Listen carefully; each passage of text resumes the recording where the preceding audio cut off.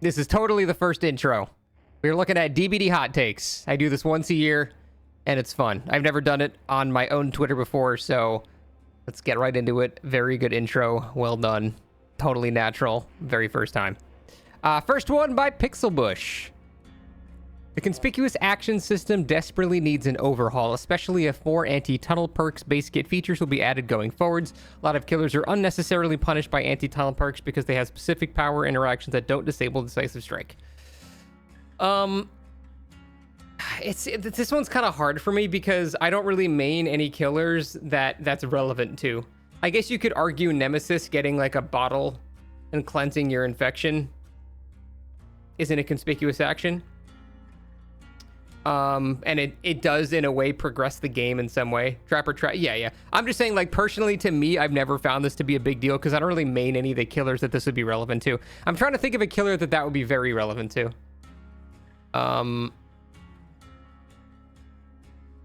Like, I wouldn't even say Trapper. I would say like Pinhead. Pinhead kind of seems like an example of if you're able to go to Pinhead's box. If you're able to go to the Lament configuration and disable it, you're clearly not being tunneled. So I think that could easily count as a conspicuous action. And in that regard, yeah, I wouldn't really mind if that removed your DS. I don't think this needs to be like a whole like rework to the game. I just think a couple of killers need modernization in terms of making their powers actually have a conspicuous action. I wouldn't say pig traps, no. Pig bear traps are an example where it shouldn't be a conspicuous action. See, in theory, you're kind of right, because if you're able to get that off, you're probably not being tunneled by the pig. But at the same time, the entire point of reverse bear trap is to delay someone that you're not chasing. So it's sort of a self-fixing problem, in my opinion, where if the pig decides to tunnel the person on the trap, like, oh, whatever. Like, okay, the pig just loses then because she has no power. So I don't really care if that's happening. So I don't think pig needs a change there, because what should be happening is the pig is not tunneling the person with a trap on their head. So whether or not it's a conspicuous action wouldn't matter. Pig crouching you next to force a head pop too, then having DS prevents them from grabbing and dropping you. If a pig crouching next to you to force a head pop, then having DS prevents them from grabbing and dropping you. Yeah, but I see that as kind of a good thing. I don't necessarily think Pig's gameplay just sitting next to someone until they die is very engaging. Like, that's not gameplay that should be pushed forward or anything like that. That's kind of stupid. Flame turrets and unknown clones. Yeah, sure. I'm fine with that. Unknown clones, I'd say I'm probably fine with too. I think this is not something that needs to be a systemic change to the game. I think this is just simply a couple of killers need to be looked at specifically for their interaction. So I don't think this is like a game-wide change. It's just, yeah, there are a few killers that I would agree that interacting with their power in certain ways is not a conspicuous action, and it probably should be. Survivor tools and killer props. Messing with a killer prop should be conspicuous, while using a survivor tool shouldn't be. He just wants Skull Merchant to be okay. He's biased. Nitpicking and biased. Banned. But I mean, I'm fine with that too. I'm fine with interacting with drones being conspicuous. Well, am I actually? Because you can break a drone pretty fast. You can break a drone in like 2 seconds, right? So I would think it's feasible. Like, if you have, like, you know, a 10-second head start on a Skull Merchant that's tunneling you, you breaking a drone isn't necessarily you not getting tunneled. So, I don't... Like, the fact that it's so quick to disable is why I'm like... Because you could theoretically do that in a chase if she's, like, 10 seconds behind you. Which, considering she has no real mobility, it's very possible that she would be. But, I mean, she's so shit that, frankly, I don't care at that point. Like, fine, just let her have it. So... Yeah, I think I can agree with the base idea of this. But it's not like a system-wide change. It's just like maybe like 7 or 8 killers need to have their powers looked at and maybe add conspicuous actions to their particular, you know, environmental issues or power, stuff like that. I think it's as simple as that. So I mostly agree with that. Disabling any trap should remove DS. See, I don't agree with that at all. Because what do you do if you're in the basement versus Trapper then? You just die. There's nothing you can do. So I don't think that that's a good idea. I'm not saying Trapper's like so strong so we can't buff him. I'm just saying if you're in the basement versus Trapper, then you just die. If you don't have like, if DS is disabled by traps, you physically cannot get out. It would just be straight up impossible. I guess unless you had a teammate buffer the trap the exact time you go over it perfectly. All you have to do is just not go down to your basement. It's not that hard. I swear, I'm about to start a stream where I play Trapper, burn a main offering, and then bring Iron Grasp Agitation and count how many times I'm able to get someone to the basement. It'll be the vast majority of the time, I promise. It's really not that hard to get people in the basement. Do it, then I'd have to play a lot of Trapper. But the point is, it's truly not as difficult as you guys are making it out to get someone in the basement as Trapper. It's really not that hard. Even if it's not your first down, you could be your second down or something. Like, it's really not that hard. Trapper can just ignore the DS by not grabbing. It's a little different because then he'll down you and then you can crawl past the trap and be outside of the bounds of the basement, which just slightly complicates it. But again, in terms of what Pixel said, I agree certain killers need to be looked at with conspicuous actions. We can stop it from there. Hot take or not, a lot of the reason the game is becoming stale is because behavior is constantly removing skill expression on both sides. Survivor's brain dead with palette density removing any agency and thought process looping, overpowered perks to compensate for any mistakes. Killer's skill floor is being lowered so much so that you can't even tell a beginner from an experienced. Oni Singularity mires and removal of text, reducing a killer's ceiling, and makes the game become so much more linear and boring. So the basic comment here is behavior is removing skill expression on both sides. I don't think that's a black and white statement. I think there's a lot of aspects where they are removing skill expression, but then there's a lot of examples where they're not doing that. Like, for example, I don't think Jason is a particularly easy killer to play. Like, his projectile has a pretty high skill ceiling. Knowing where to actually come out of your power is not immediately intuitive. So I don't think that's like a consistent problem with the game. I just think intermittently they'll release a killer like Crossu, for example, whose skill floor is an inch off the ground. Like, you got auto aim on the infection hit and then actually using your power like, you know, a monkey could do it. So it's not that the game is heading in any particular direction. It's just every other patch they release something that's super brain dead. And then it makes you think, well, there is a pattern, but then it's not really a super consistent pattern. And, you know, for example, like the example he used, like, you know, Oni being made easier. I don't think that's really lowering the skill floor that much. All that's doing is it's changing the difference between someone with a high sensitivity mouse that can flick and someone that mechanically cannot physically do that. They're just equalizing what people can already do. And I don't think flicking really hard with a high sensitivity mouse is like a super high skill. It's just, you just flick the shit out of your mouse. Really, it's not like, I don't know. I think that's quality of life and equalizing things so people can all do the same thing. And I think that kind of thing is okay. Singularity as well with the auto aiming with the cameras. I have never used the auto aim feature a single time since they've added with Singularity. Really, all it does is help like controller players. But if you're already good at Singularity, that doesn't matter. It doesn't do anything. So I think those are more examples of quality of life than lowering a skill floor. Like, you shouldn't have to separate someone based on whether or not they have a high DPI mouse. That's stupid. I don't think that's the issue. Myers is also not a good example of this either, because Myers had no skill floor before. You looked at people. That was the skill floor. Now there's like a slight skill to his dash. It's very low, but it's slightly more. Like, I think these are all bad examples, honestly. So I don't know. Like, I kind of like understand where it's coming from. I just think these examples are not very good. But I'm trying to think like more broadly, removing skill expression on both sides. See, I'm kind of split with that when he mentions palette density, because I feel like palette density both raises and lowers the skill floor at the same time. It raises the skill floor because each individual loop is significantly harder to play than like a long wall jungle gym, for example. That is just very easy to play. Even if you fuck up, you drop the palette, play it safe. So at the very least, you're not going to get hit. It's just how much use you can get out of it. And the new palettes with palette density are way less safe. So it's much harder to individually play each palette. But the problem is there's so many more of those palettes that very often I can find myself fucking up a mind game on Survivor, but it doesn't matter because there's another palette 8 feet away from me. So even if I fuck up, I have another palette right next to me, so it doesn't actually matter.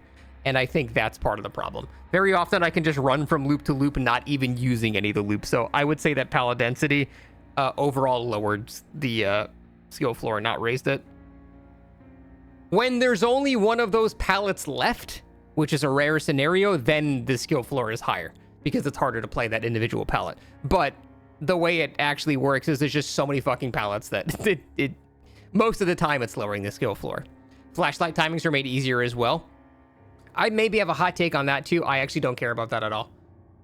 My whole thing with flashlight timing is the part that's up to the killer is being aware that someone's available for a flashlight save.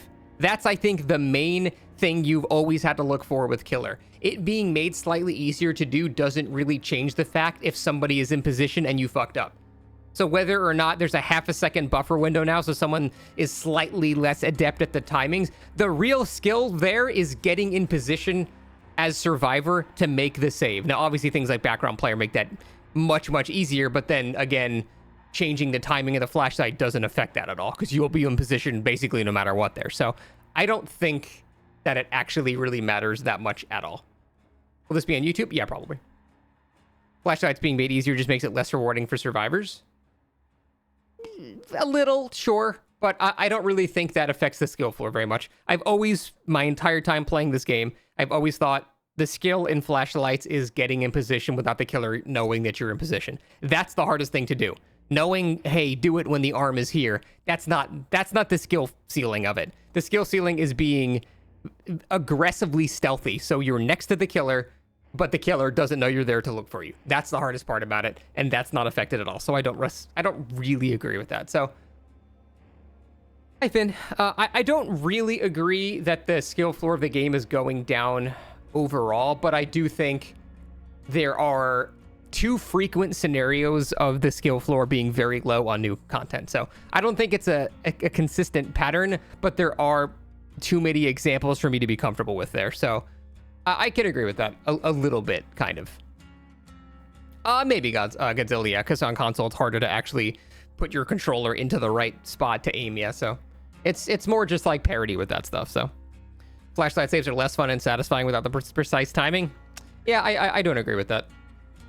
But that really comes down to where you perceive this skill in getting flashlight saves to be. So, Spookadooks, proxy chat would make the game infinitely better and more fun. I agree. I actually agree with that. I agree that proxy chat would make this game more fun. It would make the game more toxic as well. But it would make the game more fun. I have always dreamed of a scenario where I go against a Billy and I just hear running in the 90s with the Doppler effect as he fucking zooms by with engravings. That is just peak Dead by Daylight for me. I would love that so fucking much. So I do think proxy chat would make the game more fun, without a doubt. There's just the obvious side effect of, without a doubt, it would make the game more toxic too. But at the same time, I do think that it would also make it easier to out toxic players and ban them. Without a doubt, it would be opt-in. Without a doubt, it would be opt-in. I don't think it would be on by default. The only problem with that is, and people have made this argument when I've said I'm all for proxy chat, is that if it's opt-in, you would have people bitching at people not opting in for it, and they dodge lobbies with people that are like not opting in for it because they won't have perfect communication, you know what I mean? So that is a possibility. But I still think it would be so funny, and it's the exact type of mix-up.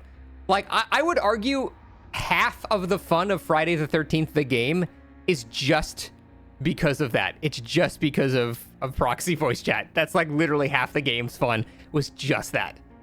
So I can't imagine how much more fun that would make DBD if I could do that shit. But, yeah, obviously the toxicity of the game would go up quite a bit, which is why it should be opt-in. But I don't think it would be as bad as people think it would be. I think the vast majority of people would be completely fine with that. Yeah. What? Kinda. Yes, sweetie. I'm recording a video right now, so I can't have a conversation. I love you, but I'm sorry. So I do think it would be a good idea. I think it would be overall. It's like 60-40 being a good idea. But I can understand people not being for it. There's not really much more to go into there. I'm all for it, but yeah. I can think of people that are maybe have a bit more thin skin. That would be a little much for them. So it would be opt-in my opinion. The game should be balanced around skill rather than perks, and exhaustion perks have been extremely overtuned since their inception. I think the first one is a little too vague to even like begin having a discussion on. But the second one I can definitely go into. Exhaustion perks being extremely overtuned since their inception. I don't think it's exhaustion perks. I think it's sprint burst. I think sprint burst is just objectively better than every other exhaustion perk, and it's just always been the best exhaustion perk in the game. Hell, it's just been like the best perk in the game since forever. So I don't think this is an exhaustion perk issue. I think this is a sprint burst issue. I don't even think Lyth. I feel like a lot of the time, Lyth sometimes puts you in a scenario where you're forced to use it in a disadvantageous way, and you're kind of like running into a corner because the killer can force you to vault in such a direction that it's not really good for you.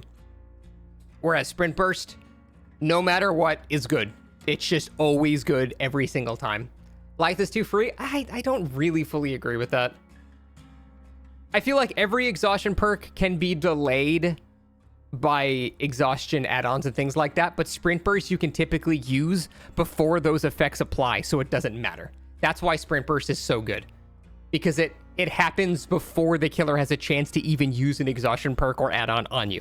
Sprint Burst has zero counterplay whatsoever. At least with like shit like Lyth, you can exhaust them in various ways before they're given the a chance to actually use it, you know?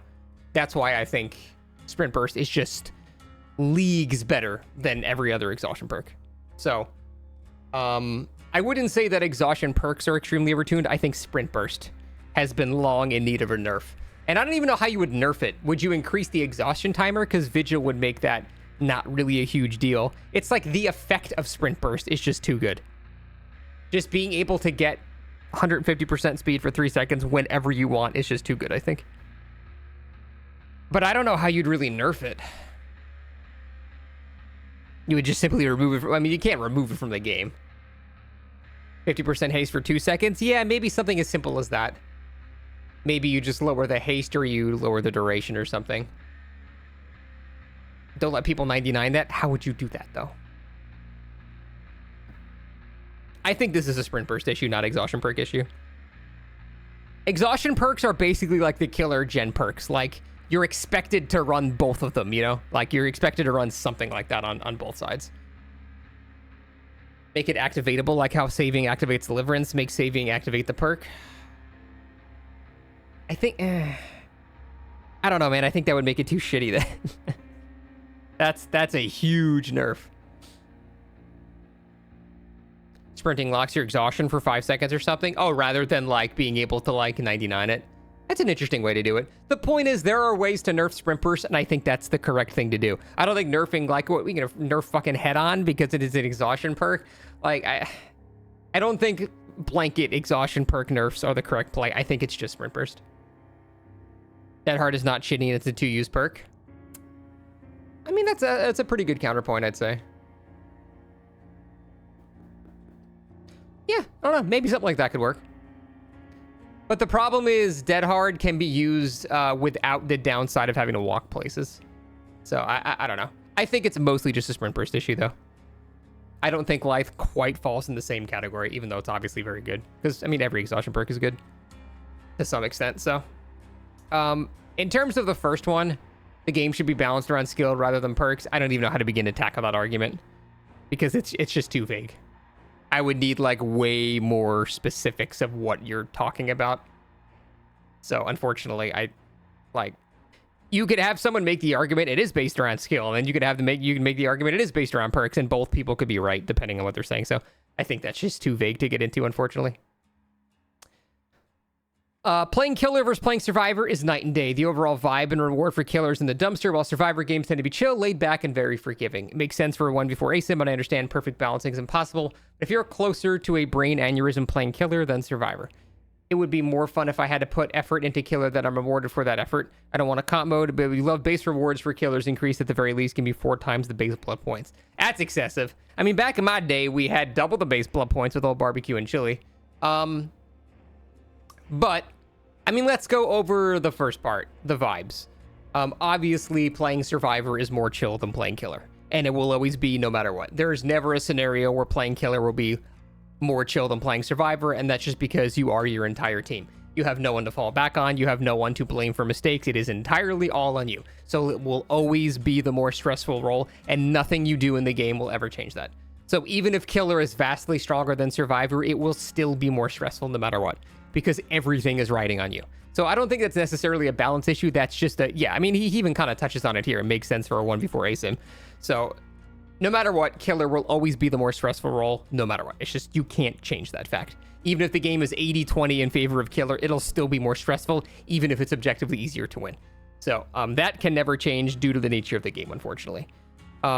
In terms of being more rewarded for playing Killer, I mean, I'm not inherently opposed to that. Honestly, Killer queue times are, well, the funny part is Killer queue times are not good, which means there's too many people playing Killer. So I don't know that anything really needs to change, because if the reverse were true, then it would be Killer queue times are instant because there's not enough Killer players playing. But the truth is, right now, Killer queue times are much longer than Survivor queues, which means there are way more Killers than Survivors in that ratio. So I don't think there's a problem right now. The numbers speak for themselves. If we needed more Killer players, then Killer queue times would be very fast. But the truth is they're very slow, so I don't think there needs to be any change. The queues get up to 10 minutes quite often. 10 minutes is more when there's like 2v8 or some other queue for me, but I mean, the numbers speak for themselves. Yeah, the role is more stressful, but there are too many people playing Killer right now, so we give 4 times the blood points, that would just be even more people playing Killer, which means queue times would be even worse. So, yeah, and that's also a good point. It's not like giving more blood points would suddenly make you less stressed. It doesn't really change that, so I don't know, man. I have just realized now that my chat is not on the screen, but that's okay, because I'm responding to people as if they're on the screen, but oops. But yeah, I don't think that would solve the stress. I think his argument is there, if I am gonna be stressed, then at least give me the better reward for it. You know what I mean? But yeah, that doesn't change the fact that you're still gonna be stressed, even if you get a shinier ribbon at the end. But I don't think it's enough of an issue to fix, and queue times are the exact proof of that, in my opinion. Distortion should be reverted or start with more stacks, since Elusive being added to the game. There's no reason for it to be so weak, and start with only 1 stack. Let's start with that. I don't think Distortion should be reverted. I think Elusive is too good. I think it's the problem on the other side. I think the new Elusive perk is fucking bananas. It's actually way too strong. So I would argue that in the complete opposite direction, is that Elusive is too strong, not Distortion needs to be made stronger. Because I am firmly on the fuck Distortion train. I think people that play like rats and try to interact with the other side as little as possible are the most boring people in the entire game. I'd rather go against pre-dropping Andes than people that just avoid interaction entirely. So I find Distortion incredibly boring, and I'm kind of glad. I will admit it's pretty gutted, but I'm glad it's gutted. I don't think the game should push non-interaction. That's very, very boring.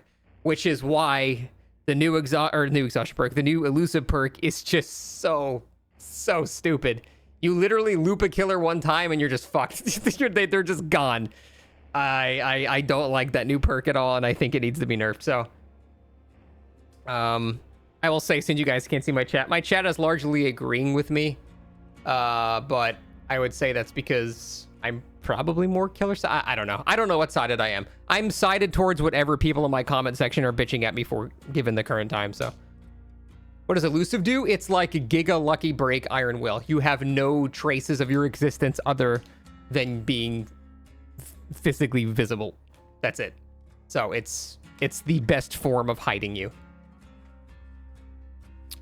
Next, bring back OG Dead Hard. Okay, that's got to be rage bait. I don't even want to engage with that one. OG Dead Hard is wildly fucking overpowered. I do think current Dead Hard is actually fine. I've heard people bitch that current Dead Hard puts you into lose-lose scenarios, and I don't agree with that really. Because it is very possible to predict that the person has Dead Hard and wait for the Dead Hard at the pallet and then end your lunge at the end of their Dead Hard. It's really hard to do, but it feels fucking awesome when you know they have Dead Hard and they're gonna Dead Hard at the pallet knowing you have to swing into the pallet and you predict it and hit them at the end of it anyway. It feels so good doing that. So I think current Dead Hard is perfect. OG Dead Hard, I mean, it was literally the I made a mistake. Oh well, guess not. It was the mistake fixer. You can make a mistake every time Dead Hard was up and be completely fine. So OG Dead Hard was just stupid. OG Dead Hard for distance was just really dumb. Bring back old Pain Res. See, I don't know that I agree with that either. See, I'm flipping to the other side. I don't know that I agree with old Pain Res. I think I like Pain Res right now as it is. They can maybe buff the values by like 5% or something, but I didn't like being able to get like 8 Pain Reses. I think that was not a good idea. So I'm not sure I agree with that one either. Bring back old Tinkerer. Are we talking old Tinkerer? Like the add-on affecting Tinkerer?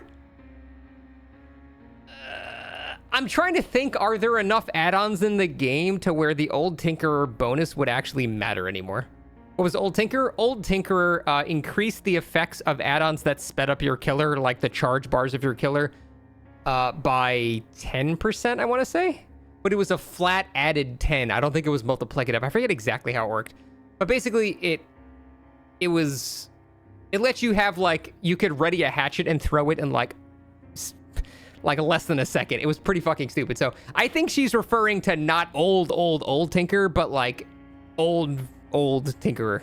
Not triple old, but double old Tinkerer. In which case, I'm more okay with that. But if she's talking about the OG Tinker, I didn't like that. I used it, but it was stupid. Yeah, she's probably talking about multiple procs from a Gen Tinker. I'm actually okay with that. The problem with that one was Rune Undying Tinker Blight. That was like the meta. That was the miserable shit. You'd have Blight bouncing back to that shit 5,000 times. But they have since nerfed basically everything involved in that combo, so it's probably fine now. But yeah, old Tinker was stupid. Bring back BP bonus for perks. What, giving it back to We're Gonna Live Forever and then giving it back to barbecue and chili again? I think I kind of agree with behavior that you shouldn't have one perk basically be required on both sides. I mean, as nice and satisfying as it was to run barbecue and get, 4 stacks every game, it is stupid that basically every killer had 3 perks. That's just probably not for the best in terms of game design. I will have to admit, though, props. These are the first actual hot takes. Most of these have been like, I can agree. This is the first one where like, holy shit, that's a hot take. Holy shit, that's a hot take. Holy shit, that's a hot take. So, first actual hot takes. Gotta respect it at least. Dracula should be 110 speed and Wolf and Vampire with the Centaur is acting like Jason TP, making him normal movement speed.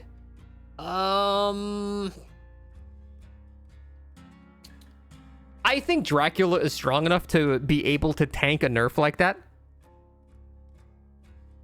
But the question is it necessary? Is Dracula so strong that he needs a nerf? I don't think he is.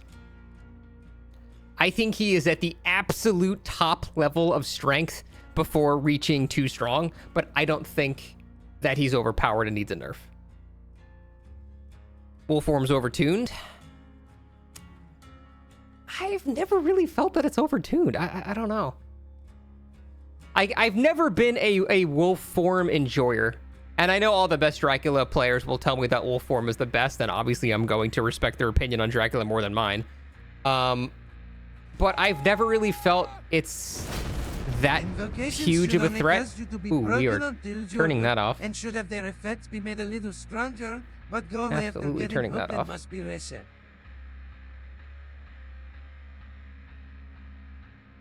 Not that one. There we go. It feels cheesy sometimes. Yeah,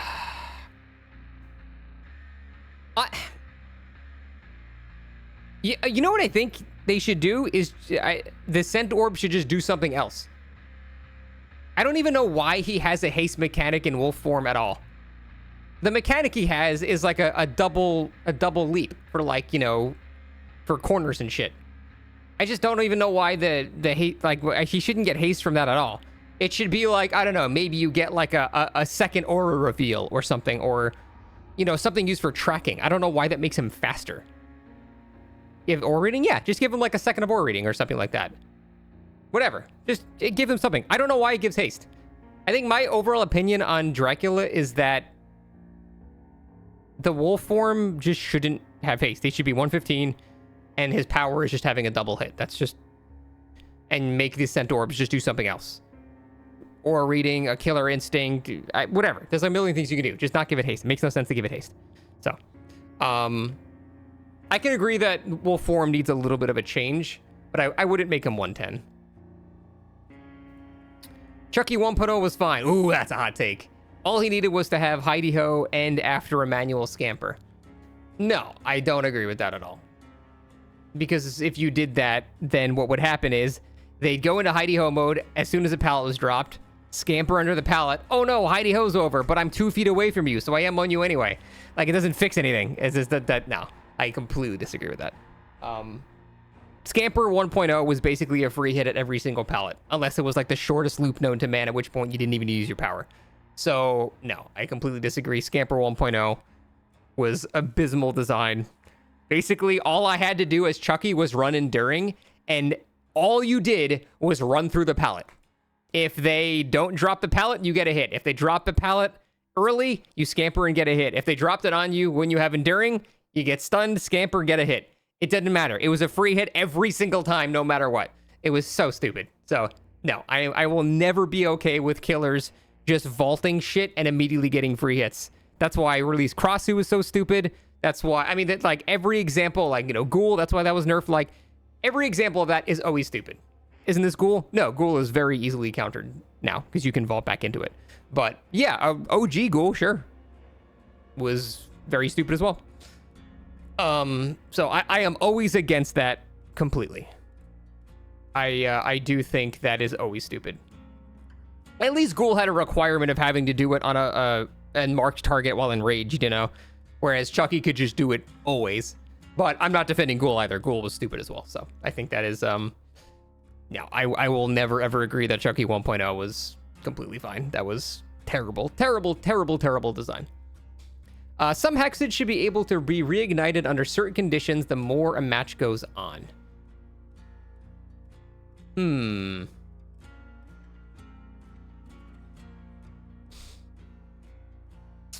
That's an interesting one. Yeah, it's like, which ones? It was like Devour Hope. Do we want to allow like Devour Hope up there? Yeah, I don't know. That's a tough one. I do think hexes. You know, what I would love to see with hexes is, I don't know how you would do this, but I would love for the killer to be able to choose where to place their hexes. I would love that. I don't know how that would work in the game, but I would love to be able to like somehow choose where you can put them. But in terms of it being reignited, I don't know. I think there's a couple of hexes that would be too problematic with that. And what are the certain conditions involved with that? You'd have to walk to the doll and ignite it in order they are in your loadout. Yeah, see, I don't think that would be a good idea either, because then survivors could just see you walking towards it. You would almost need like a bird's eye view of the map with like an RTS mode to be able to place them. That's a separate thing. I don't think he's really talking about that, but I would need to know what the conditions are and what perks. Like, I'm not entirely opposed to that idea in general, but I would need to like know more specifics about that. Boon Destruction should be base kit at least when stuffed more than once. I I don't really think boons are that big of a deal anymore, honestly. Ever since they nerfed Circle of Healing, I don't think they're that big of a deal anymore. I do think every once in a while you get a really annoying boon on, like, you know, upstairs ironworks, shit like that. But I don't think they're a big enough problem to warrant a change like this. Would I care if they did that? Not really. The second time you cleanse a boon, it's permanently destroyed or whatever. Fine, whatever. That's fine. They'd have to buff the shit out of Shattered Hope somehow, but, you know, I don't think that's... I don't think boons are that big of a deal anymore in order to justify something like that. So, yeah, I don't know that I agree with that. Let me do something really quick, actually. Let's do copy. Paste. Let's do this. There we go. Sorry to bring this in 50 minutes into the video, but just so you guys know who I'm talking to and what I'm responding to. What if you stuffed it once and you could snuff it from like 10 meters? Oh, like telepathically, so you don't have to go up Ironworks again and break it? Sure. I mean, I that's fine with that. I don't care too strongly about boons either way. So I'm just very neutral about boons. Like, sure, whatever. Bubba and Billy's chainsaw revving should be made way longer when camping Hook. Bubba can overheat, so that's one thing. Billy doesn't really have a downside. It is kind of weird that Billy doesn't have like an anti-camp thing. I'm actually not super opposed to that. Because basically Billy camping someone is just an endgame that they're just dead. You can't save them. So I don't really think I would hate that. I don't know how you would do it, but maybe some type of anti-camp thing for Billy. It's a little much. Bubba is like a little punished for it, but Billy is already too strong and doesn't need to also be able to camp like that well too. Like he doesn't really need that ability, you know. BioShock should be in the game? Sure. I can support that. I'd love to see Big Daddy. Behavior should buff shoulder to remove all hook states on survivors. Okay, pass the bait. Pallet density, okay. These are all just bait. I'm not even gonna read these. Okay, this one's absolutely true though. If killer perks were designed with the same difficulty of activation as survivor perks, the meta would not be half as boring. Nothing but misery, for example, if it was designed that way, wouldn't even be a hex. All three of Jason perks would actually be good. I mean, this just reeks of I don't play killer. No offense or anything like that. Or I don't look at killer perks, or I don't look, I'm sorry. I reverse that. They don't play survivor because there are so many survivor perks that have infinite bullshit conditions, and they're just like, as they said, the same lack of difficulty of activation. There are so many shitty perks that survivors have that require a bunch of activation. Road life, invocations, fucking apocalyptic ingenuity. Like, dude, there are so many examples of survivor perks that are not only bullshit to even charge, but then they're terrible once they're even charged. So I feel like this person just does not play survivor, or just doesn't look at the perks. Metal Man, yeah, I mean, I can think of, we've already come up with 5 in 10 seconds. There are plenty of examples of survivor perks that just require immense bullshit and then aren't even good on top of that. So I'm not even gonna read the rest of that. I like Dead by Daylight. That is a hot take. I think Boon should have a 45-second penalty if the killer goes out of the way to snuff a Boon. Survivor should not be able to light him immediately. Sure. Again, I'm ambivalent towards boons, so sure, why not? Why do you assume this person talks about all perks? I mean, they're kind of speaking in general, right? If killer perks were designed with the same, I mean, they're just speaking in general, so I'm treating that in general. They shouldn't have changed Borgo's lighting to the bland, lame recolor we have now, since we can change your scratch marks out. It was so unique and gave it so much more personality. It kind of hurt my eyes, man. I don't know. Borgo looked more red than this. Am I crazy? I swear Borgo was redder than this. Maybe because my monitor's brightness is super high, but that shit hurt my eyes. I don't agree with that. I think New Borgo's lighting is much better. That was like literally the Seinfeld meme with the red room. It's just, yeah. I think Borgo looks better now. Certainly a hot take, though. The hidden core mechanic that makes things fun or not in DBD is interaction. When something on either side removes interaction or disincentivizes it, that tends to be terrible metas, results in terrible metas and unfun situations.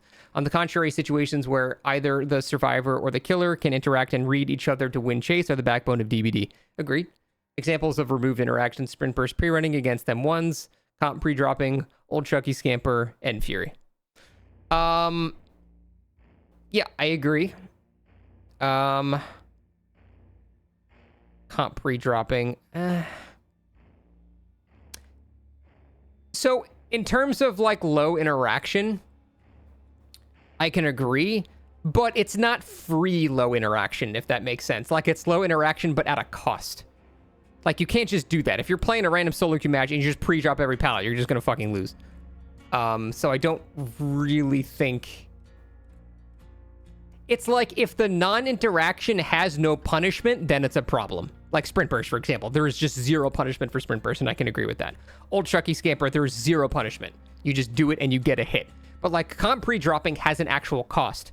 End Fury is ironically solved by comp pre-dropping, so they have a cost, so they're not just like a free thing. Now, I'm not saying any of these things are fun, but I feel like comp pre-dropping and End Fury are not in the same league as Sprint Burst and Chucky Scamper, because they have an opportunity cost for doing so. So I agree, though. I agree that things that force non-interaction or things that intentionally avoid interaction are very, very boring for DBD. I agree with that. It's like, you know, I think a better example of that is like Dissolution. Dissolution is a perk that basically removes palette interactions. Like, it's a perk that just completely removes an aspect of the game with very little requirement. So I do think a little bit of both sides has that. And I do think killers that have very low interaction are the worst design killers in the game. That's why I find like Knight, for example, to be one of the most boring killers in the game. Either you're getting pincered and getting free hit that way, or you're having a jailer chase you for 30 seconds while you do nothing. You're just running around a rock for 30 seconds, like, or trying to make it back to the banner, except jailer's banner is so much longer, so you're still doing nothing for such a long time. So I agree kind of with the core statement here that interactions where the killer and survivor have to read each other are the backbone of DBD. That is completely true. So I don't know. I don't really think I disagree with the general vibes that Prion's saying here. I just think like comp pre-dropping and End Fury are not quite in the same level because there's an opportunity cost for doing so. Anything that has free no interaction, I think, is a massive problem, but I'm a little torn on that. So I don't know. I'm typically not super opposed to people comp pre-dropping depending on the circumstances of the match. Like, if it's a literal comp team, it's not the comp pre-dropping that's the problem. It's the fact that they're a comp 4-man that's the problem, you know what I mean? So Lightborn? Yeah, I agree. Lightborn is boring as shit. I've always said Lightborn is actually a nerf for killer because it makes survivors not waste time trying to go for blinds. Examples of good interaction. Oh, I didn't even see this. Wesker Chase, Dead Hard, and putting Dead Hard there is a... I think that's a hot take, but I actually agree with him. I think Dead Hard is actually pretty interesting to play around. Dodgeable projectile killers, for the most part. Like, Trickster doesn't fall under that. I guess he put dodgeable, so that's fair. Wesker Chase, completely agree. Yeah, possibly a hot take, but I actually do agree. I think Dead Hard is actually interesting because there are ways to outplay it. It's just really fucking hard when it's at a pallet. Dead Hard at pallets, you can predict it and just walk through the pallet expecting the Dead Hard and then time your short lunge at the end of the Dead Hard. You can do it. It's just fucking hard. But I think when you do that, like I said before, it's so rewarding. So it makes me feel great when I do it. Jason should have been a Trapper skin. That is a hot take. Honestly, I don't really care about Jason, so sure, why not? Bleed out should be completely removed and slugging should become part of the game, not discouraged. Here's a quick Skull Merchant quality sketch you made. Man, that is already a very, very hot take. So I'm going to go over the difference between slugging and hooking. You can swing wide and delay the damage or flick up to avoid it. Yep, yeah, there are other things you can do that makes Dead Hard a bit more enjoyable, I think. This is a hot fucking take, though. This is a really, really hot take. Okay, so the difference between slugging and hooking is when you are hooked, You are afforded a lot of forms of protection that you are not given by default when you are slugged. That's really the only difference between getting slugged and getting hooked. Well, I mean, getting slugged takes twice as long to die, so it's twice as boring in terms of duration. But other than that, really the only difference between getting slugged and getting hooked is the amount of protection the game gives you by default after getting unhooked. Like, you get, your haste, you get your base kit endurance, you get these protections that you do not get base kit when you are slugged. So if you've ever been in that scenario where you're slugged on the ground, a guy picks you up, killer downs you immediately again because he didn't have Wiglif, that feels like shit. Whereas if you get farmed off a hook, at least you've got some levels of protection for a little while to deal with that. That's why slugging is so much more hated than getting hooked from survivors, because there's no built-in protection from that. Obviously, you can run things like Soul Guard or We're Gonna Live Forever, Made for this. There's lots of ways to give you protection, but you have to run additional perks to give it that. But that's the main difference there. What is going on here? Please make it survivors were slugged for 90 seconds, get sent to a random hook, and then the timer resets. That would make slugging a part of the game and allow players to use anti-tunnel reward killers for successful slugs, prevent slug abusing hooks. Huh. Survivors who are slugged for 90 seconds get sent to a random hook.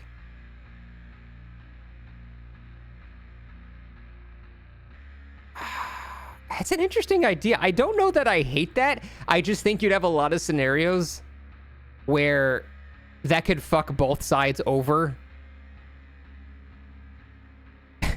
I can think of a lot of scenarios where both sides get fucked over by that. Like a survivor goes to pick up at the 89th second and then they just fucking teleport somewhere else. Like that would kind of suck, but that's kind of an interesting idea, actually. So it's a way to limit, slugging to death.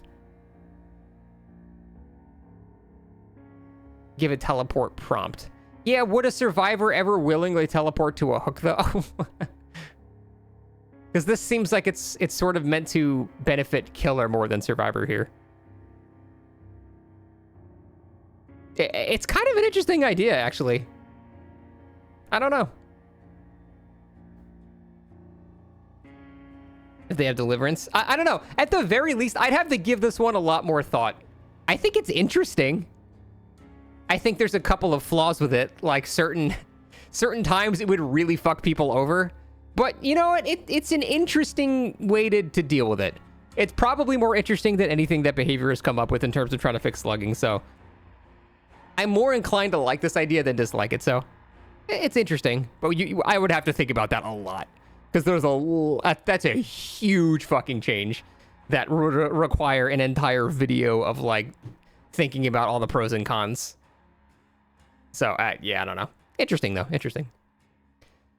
They need to start making more hard killers to pick up and learn. Every killer nowadays, especially licensed ones, are extremely easy to pick up. It's still fun for you personally as an experienced player. I miss old Singularity. Are people really acting like Singularity became brainless to play because they added the auto-aim feature that good Singularities don't even use? Like, I have not used that auto-aim feature a single time. And that's really the only change they made to him, so what? I still feel like he's one of the harder killers to play. I don't think he's brainless at all. The auto-aim thing is mostly just to make consoles have a chance. But the killer is basically the same. And good Singularity. I know, right? And good Singularities are like still doing the exact same shit. It's more so the base kit haste. I mean, they were just going to run Soma Family Photo without it. So it's like, it basically was already base kit haste. Everyone was running Soma Family Photo regardless. He's never really been that hard. It's almost like you have 12,000 hours in the game, Patrick, and perhaps you're not indicative of the normal player. But I do think of all the killers, he is among the harder killers to play for sure. Every killer, especially licensed ones, are extremely easy to pick up. I mean, let's go over like what are the recent killers that we've had. For some reason, I just cannot think of them. Springtrap, Ghoul, Jason, I wouldn't say is super easy to play. I think Jason is like kind of medium difficulty. Crosby was fucking brainless as hell, but that wasn't licensed. I think this guy said especially licensed ones. I don't think Dracula's super easy to play. I don't think Houndmaster's super easy to play either. Vecna 2. Vecna 2 is, honestly, I would not say Vecna 2 is super free either. He's definitely not punished a lot for missing, but also if you're shit at Vecna 2, you're just going to get annihilated, so... I don't know that I agree. I don't really think they've... I think Crossu was the last, like, completely brainless killer that they've made. Yeah, simple does not necessarily equal easy. Like, Huntress is not easy to play, despite being extremely simple. You're saying Vecna 2 is not easy. Okay, yeah, I'd agree with that. I don't think he's that easy. I don't know if it's going to render this on the AI. With the AI back. He's wide buddying right now. Damn it. There we go. Okay. Unknown's pretty hard. I agree. Honestly, I think most of the killers they've come out with recently are actually, they lean towards being slightly more difficult than not that difficult. Crossu's the only one I can think of that's like completely fucking brainless. If they meant complex, you'd agree most licenses feel underwhelming with their power being very simple. Yeah, I've never had a problem with that, though. I don't think killer powers need to be complex to be good. Like, Billy's the perfect example. Extremely simple power, but very hard to master.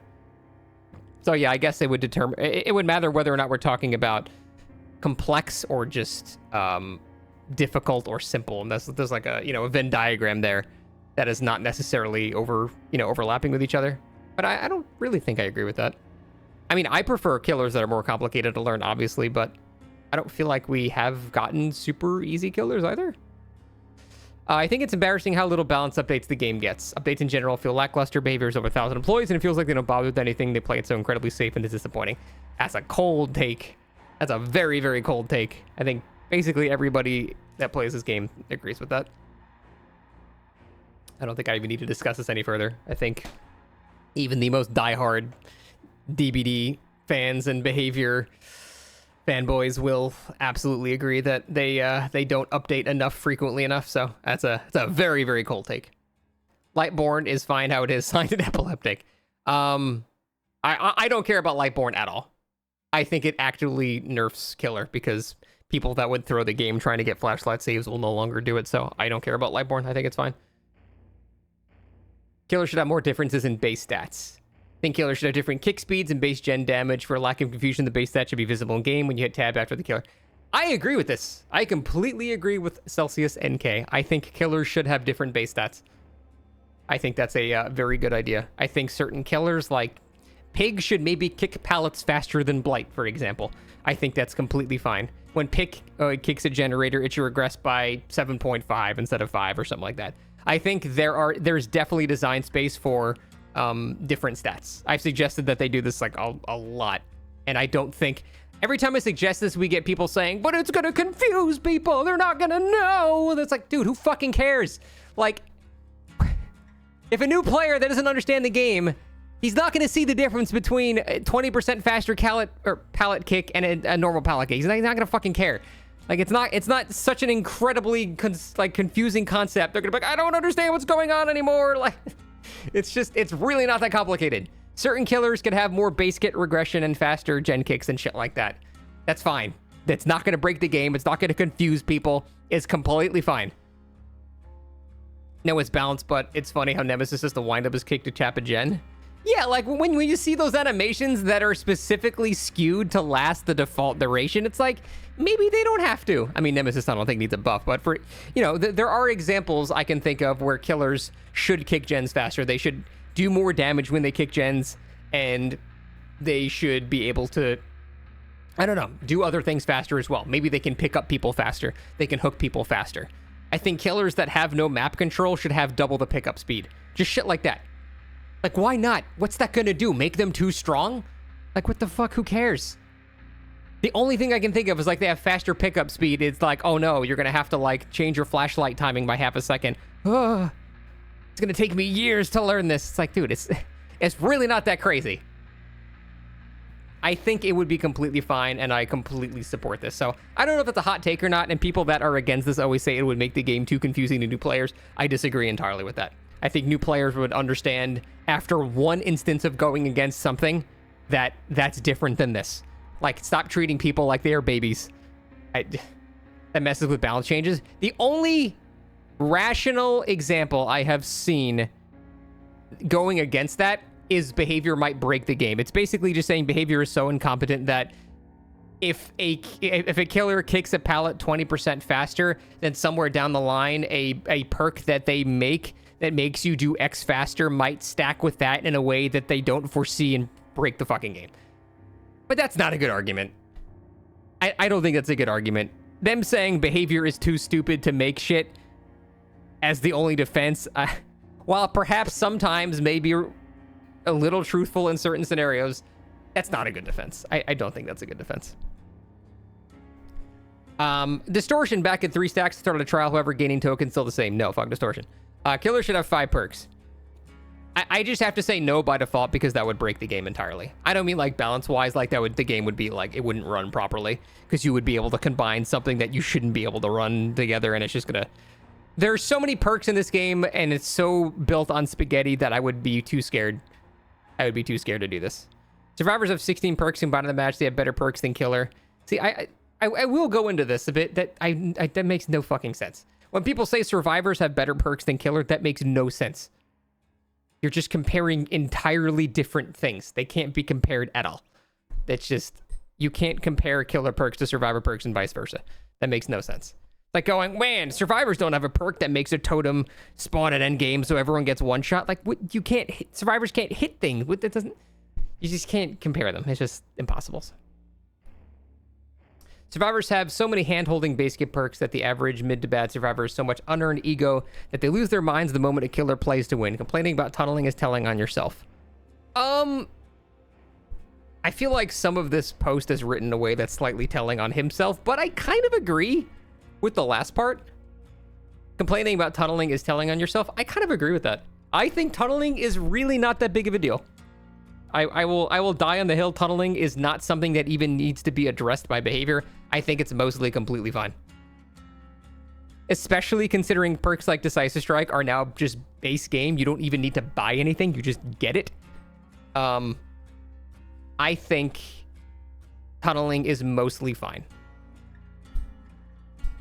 I agree that as a new player, getting tunneled when you have no idea what you're doing kind of sucks. But at the same time, when you get tunneled, you are also rapidly getting better in the quickest way possible. There is no better way to get better at getting chased than being tunneled. That is literally the best form of teaching. It's just you're only getting chased the entire time you're playing the game. That's all you're doing is getting chased. So I understand new players complaining about it, but at the same time, that's the best way to learn. And I think there are so many anti-tunnel perks in the game, a lot of which you don't even have to pay to get, that, like, to me, someone that's, like, has been playing this game for more than 100 hours, and they really hate getting tunneled, I think there's just no excuse to not slap on Decisive Strike or something like that, and really fuck up a lot of the killer's momentum. My favorite thing ever when I'm playing Survivor is running an anti-tunnel build and getting tunneled. It feels great.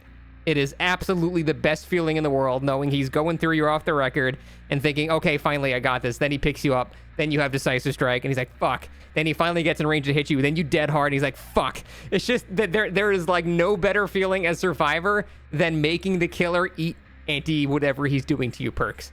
And it doesn't mean, like, not even just tunneling. Like, you know, a killer slugs you, and you have Unbreakable Soul Guard or something like that, and it just completely fucks their momentum. It's such a good feeling. I love that feeling. I think the argument comes in from, but what if I'm not running, you know, those perks?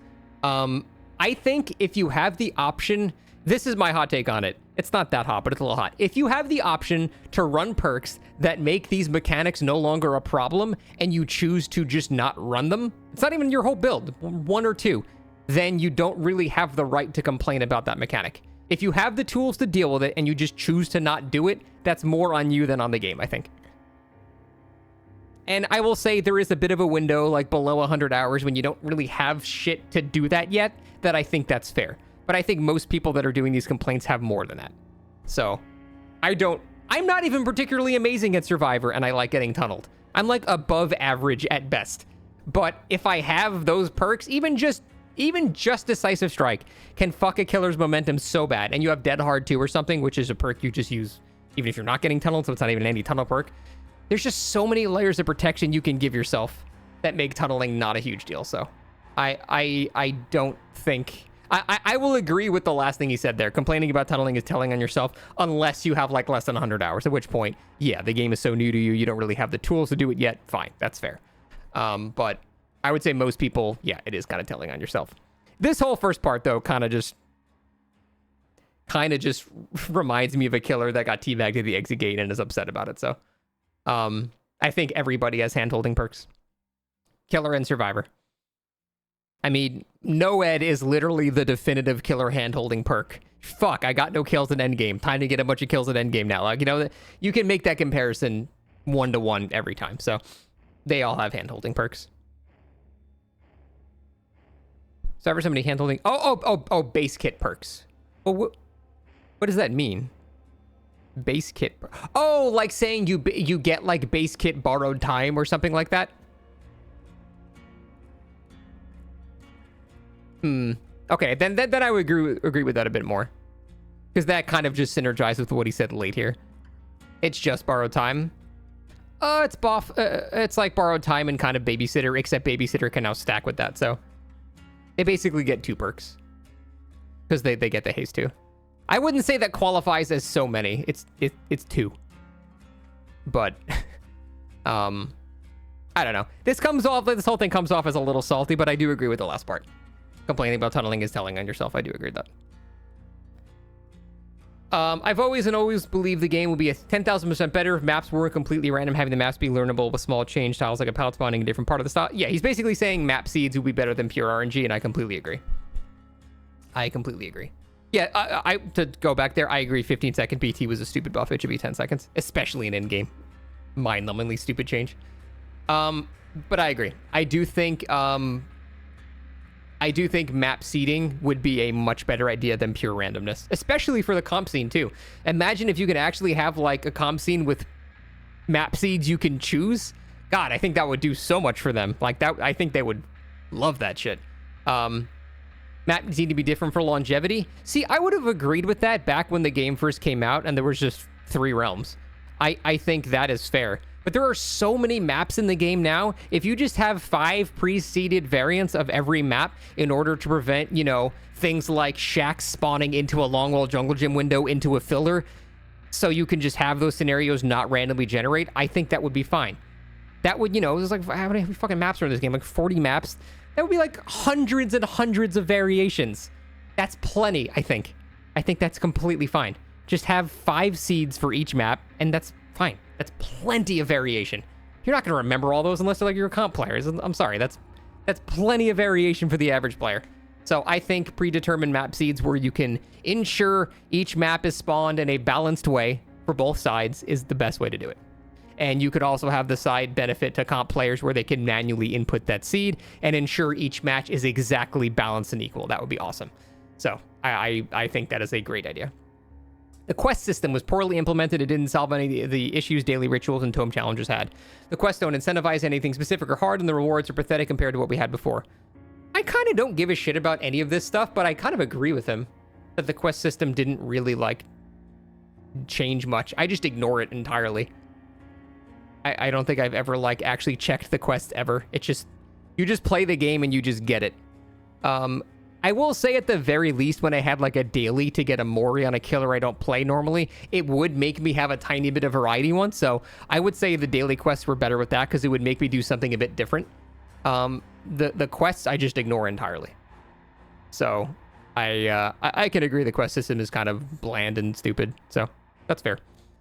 If you're condemned 7 stacks playing against Onryo, you should be exposed. Getting hit and being able to drop the tape during cooldown is bunk. Screaming should remove the ability to drop a pallet until the animation is complete. When you're condemned, 7 stacks playing against Onryo should be exposed. Would that make her too strong? I don't think so. I think it's pretty easy to not get condemned against Onryo. You can drop the tape. He's saying you can get hit by her, put the tape in before she recovers. Unless she has Save the Best for Last, which is why some of them actually run that specifically. Honestly, I think that'd be fine. I think if you fucked up so much you've gotten to 7 stacks of condemned, you kind of deserve it. Because if you're a remotely competent team playing against Onryo, that should never happen. So I I actually wouldn't really care if they did that. It's not like it would suddenly make her OP or anything. So I think getting to 7 stacks is mostly a skill issue on the Survivor end, so I think that is probably fine.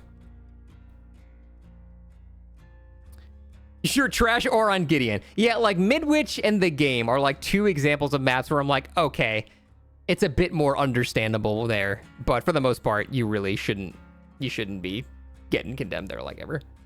Most people still have no idea what she does. Yeah, and that's why she has a very high kill rate, because no one fucking understands to just turn off the TV next to the gen you're working on.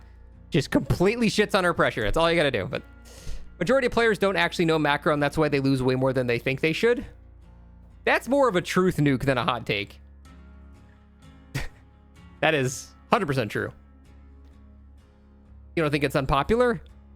It's unpopular amongst... I actually disagree. I think that is an unpopular take to the majority of the player base. Because really, only better players are going to agree with that. And it's true. Macro is without a doubt the hardest thing to learn.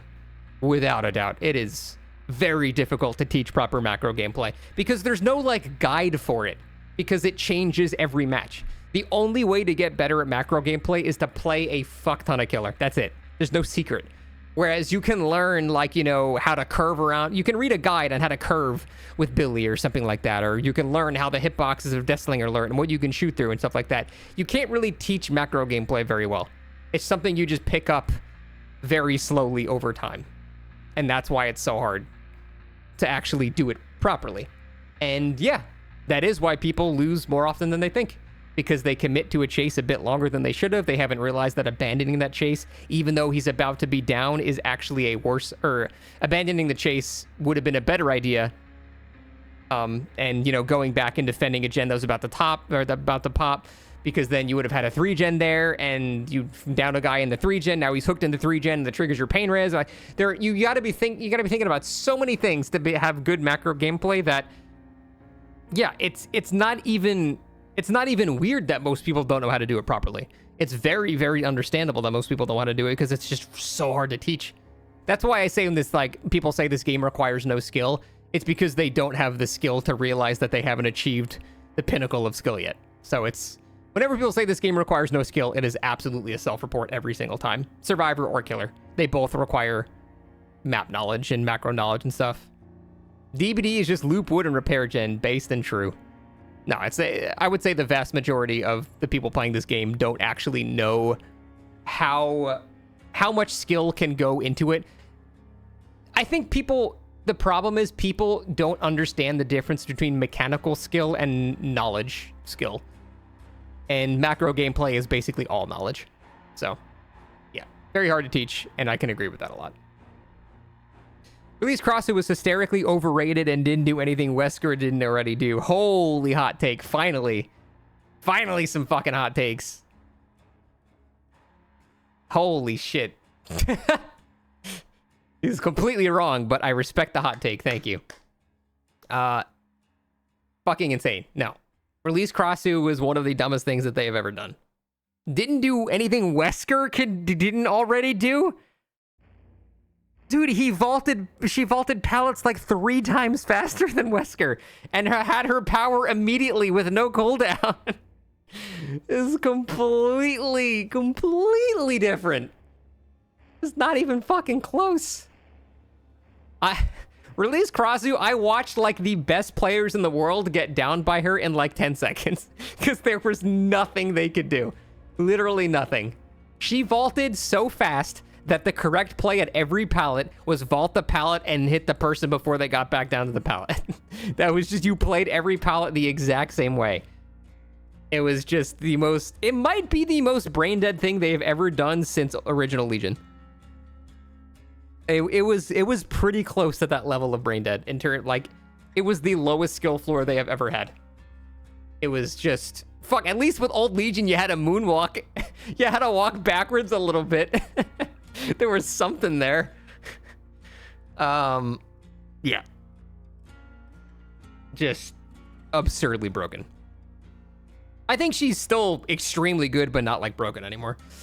Legion should be able to see scratch marks in Frenzy, and their Frenzy vault speed should take priority over Survivor actions. Oh, Eerie Button. Eerie Button and Jorier's upset. that people are countering his Eerie Button by fast faulting over him. You know this man is running N-Fury, Eerie Button, and is very mad when survivors know to vault back into him to prevent the Eerie Button vault. That is exactly what is happening in this scenario. I don't care if you can see scratch marks in Frenzy. I don't think Legion's strong enough to not do that. Like, I'm fine with that, but this just reeks of this man is countering my Eerie Button, and I'm upset. Pickup and hooking speeds needs a small buff to carry speeds. This feel outdated in today's DBD, and a base get increase would further encourage reward hooking. Yeah, I'm fine with that. It's been buffed from before, but I have no problem with making it even faster. Anything to incentivize hooking over slugging, I think is fine with. I wouldn't say a very large buff. Small and 10%. 10% is pretty small. What's that going to be like? I don't know, like 0.3 seconds or something? It's pretty tiny. That's not that big of a deal. When the base value is so small, 10% is like fractions of a second. It's pretty tiny. I think picking somebody up is what, like 3 seconds or something? I don't know. I think that'd be fine. I think what would be better, though, is not doing it for everybody and doing it like going back up to that original discussion where certain killers have, you know, quicker gen kick speeds and quicker pickup speeds and stuff like that. I think that would be a much better idea than doing it to everybody. DBD salt content is popular, but it's the Jerry Springer of DBD content for people who don't have the personality to be entertaining and relatable person, so they turn their shortcomings into psychopathy. They have to sit there while they wait till they're done WSing your slug body, so you don't have to give them content you find it corny. Is there really that much salt content in DBD? I'm not gonna lie, maybe because my algorithm it doesn't show me it, but I don't really like see any of this shit. I mostly just see, like, I don't know, Ots discussion videos, Hens is making, you know, some comparison, occasionally Spooky Loops compilation. Like, I don't really see this shit. Maybe it's because my algorithm... I think because I don't watch it, I don't see it. So it's not in my algorithm. It's the most popular content. I mean, that's just not true. If it was the most popular content, it would probably be being pushed into my feed. There's probably a lot of it, but it doesn't actually get views. I don't know. I truly don't see a lot of salt content at all. You can't look up DBD on YouTube without seeing some toxic survivor that meets your Chungus. Is that salt content, though? That's someone like... That's more like us versus theming.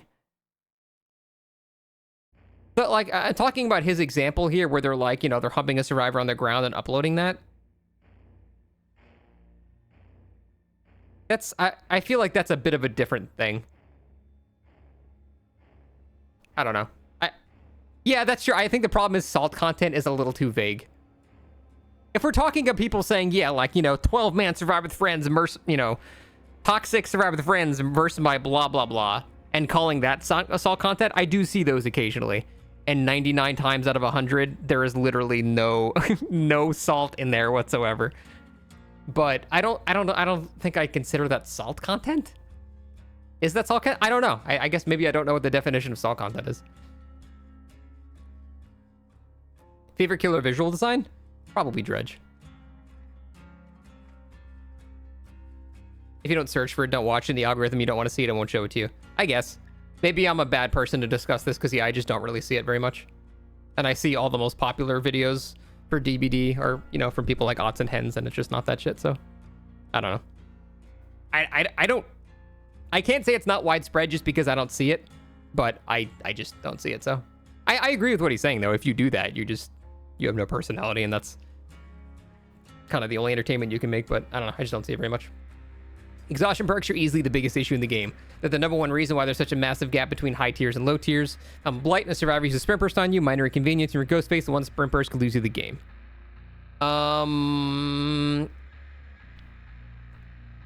Again, I think it's more just sprint burst rather than all exhaustion perks. But yeah, I do think exhaustion perks they're basically like force multipliers for the difference between lower tiers and higher tiers. But I don't really know how you can, like, change that. Like, he's kind of not wrong, but I don't know what you do to fix it. Other than nerfing sprint burst, which I 100% think needs a nerf. I don't know how to fix that problem. You bring down high tiers in tandem? Yeah, that's... Like, I don't know how to fix that issue. I don't know what to do with my hands here. Ideally, yeah, what you would do is make it so the best killer and the worst killer are more like this instead of like this. So the solution is you balance the killers of the game, Forehead. Like, it's just like, just balance the whole game, Forehead. That's technically how you fix that, but I don't know. Bring down high tiers and nerf exhaustion. I think that requires too many changes for behavior to do. Again, I would say a normal dev team that does shit faster, yeah, I agree, but I think that's just unfortunately too unrealistic for them, so. Not necessarily wrong, but I don't think it's a possible thing to fix, unfortunately. People who say playing Killer has gotten easier are wrong. Killers currently have to worry about infinite boons. I almost said Slay the Spire for some reason. Shoulder the burden. Gen speed, overall better hooks, 70-second hooks, basic BT haste. Get that infinite no blow less for bad early on, but chaining tiles is just easy right now. People who say playing Killer has gotten easier are wrong. The thing is, it's not a black and white statement. Killer is objectively easier than it was on game release. It just is. Your opinion on that is irrelevant if you disagree. It's objectively easier. But it's not like the problem with this argument is it's not a straight line. Like, there have been times when Killer is actually really, really shit and it's really hard. And there have been times where it's way easier. Like, it's up and down. Like, you can't just make a black and white statement there. Because, for example, during Call of Brine Eruption Overcharge, Killer was easy as shit. It was really fucking easy. During Rune Undying Tinker, Killer was really fucking easy. But during Circle of Healing, Killer was really hard. Like, it goes up and down depending on the meta. Like, it just, there's no black and white statement here. It's not a consistent trend. There are just times where it's better and there's times where it's worse. But it's always better than early DBD. It's just, no matter what, you are not getting away from Infinite's vacuum palette. Like, you just no. It's just impossible. There's no way there's no way that Killer is like harder now than it was, near the game's release. It just, the only reason you'd say that is if you didn't play the game then. That's it. That's the only possible way you could possibly say that. But I do think there are a couple of things on the Survivor side right now that are stupid. 15-second BT is stupid. That doesn't need to exist. 70-second hooks, I don't care much about that. Overall, better survivors is a funny one. Because I've talked about this a bunch. I feel like there's a great filter of Dead by Daylight to where the average player has not really gotten that much better. And it's because people get to the point where they start getting really good and they realize the game isn't deep enough to continue playing, so they get bored. Or they get good enough to the point where they start doing like comp stuff, at which point they're more relegated to scrims and not being in your lobbies. And really who's left are the people that joined from Springtrap. And it's new players. So like, we constantly cycle out the best players out of the general player base over and over again. And why is this not turned off? Take is that if you can't 4K consistently with node-only Plague, you are a noob killer and you need to uninstall. God damn it. Why? This scene is not even visible. Why is this still playing? It's literally not. Here, refresh current page. How is this playing? The scene is not even loaded. And it's shut down source when not visible. It literally says shut down source when not visible. How is it still playing? All right, well, fuck you, Nick. What was I talking about? Oh, yeah. Yeah, like I said, there are some things that are ridiculous now. But overall, I don't think the average player has gotten that much better. They have gotten better, but not that much better to, like, support the argument, I think. Gen speed... Yeah, again, gen speed is not... Gen speed is not a consistent thing. It's like I said, like gen speed, last patch with fast track was fucking stupid. But now that's not the case, so gen speed now is actually slower than before. I think OG generators were 60 seconds? Was it 60 seconds? And now it's like 90 seconds, so on release, Gens take 50% longer than they used to from, base kit, which is massive. It's just you have certain metas that make it seem a lot worse than it actually is. From 80 to 90, I could have sworn on release it was 60. I know, for the majority of time it was 80 and then it went to 90, but I could have sworn in 2016 it was 60 seconds. Maybe I'm wrong. I don't know. It was 60. Okay, that's what I thought. So I'm saying from 60 to now, it's literally 50% longer to do a single gen. And all the things associated with doing generators, not all the things, most of them, toolboxes, BMP, stuff like that, they've been significantly nerfed. But every once in a while we get metas that are kind of stupid, Fast Track was very stupid. Hyperfocus Stakeout is still stupid, but luckily most people just don't do it for whatever reason. So, like I said, the whole point of this whole argument is that it's not a consistent trend. There's just lots of up and down, and it's just not consistent enough to make a blanket statement. My also hot take is that Shoulder the Burden is completely fine. I know in higher level, it's obviously broken, but I have never in my life lost a game due to Shoulder the Burden a single time. So I can't in good conscience call it too strong, personally. I'm sure if I play... I've played in comps and you can't use Shoulder the Burden, so no, I wouldn't change my opinion there at all. I don't know. I'd say in 95% of your matches, Shoulder the Burden is just simply not an issue. And if it's not an issue that consistently, then I just don't... I can't in good conscience say it's overpowered.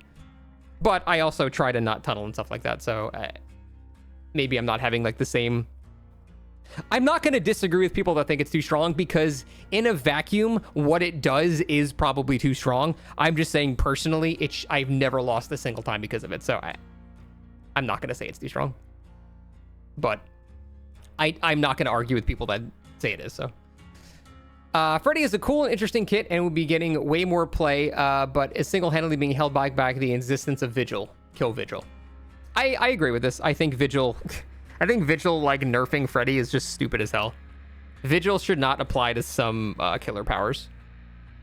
I think it applying to every perk is completely fine, but I think there are certain killer powers that apply statuses to you that it should not affect.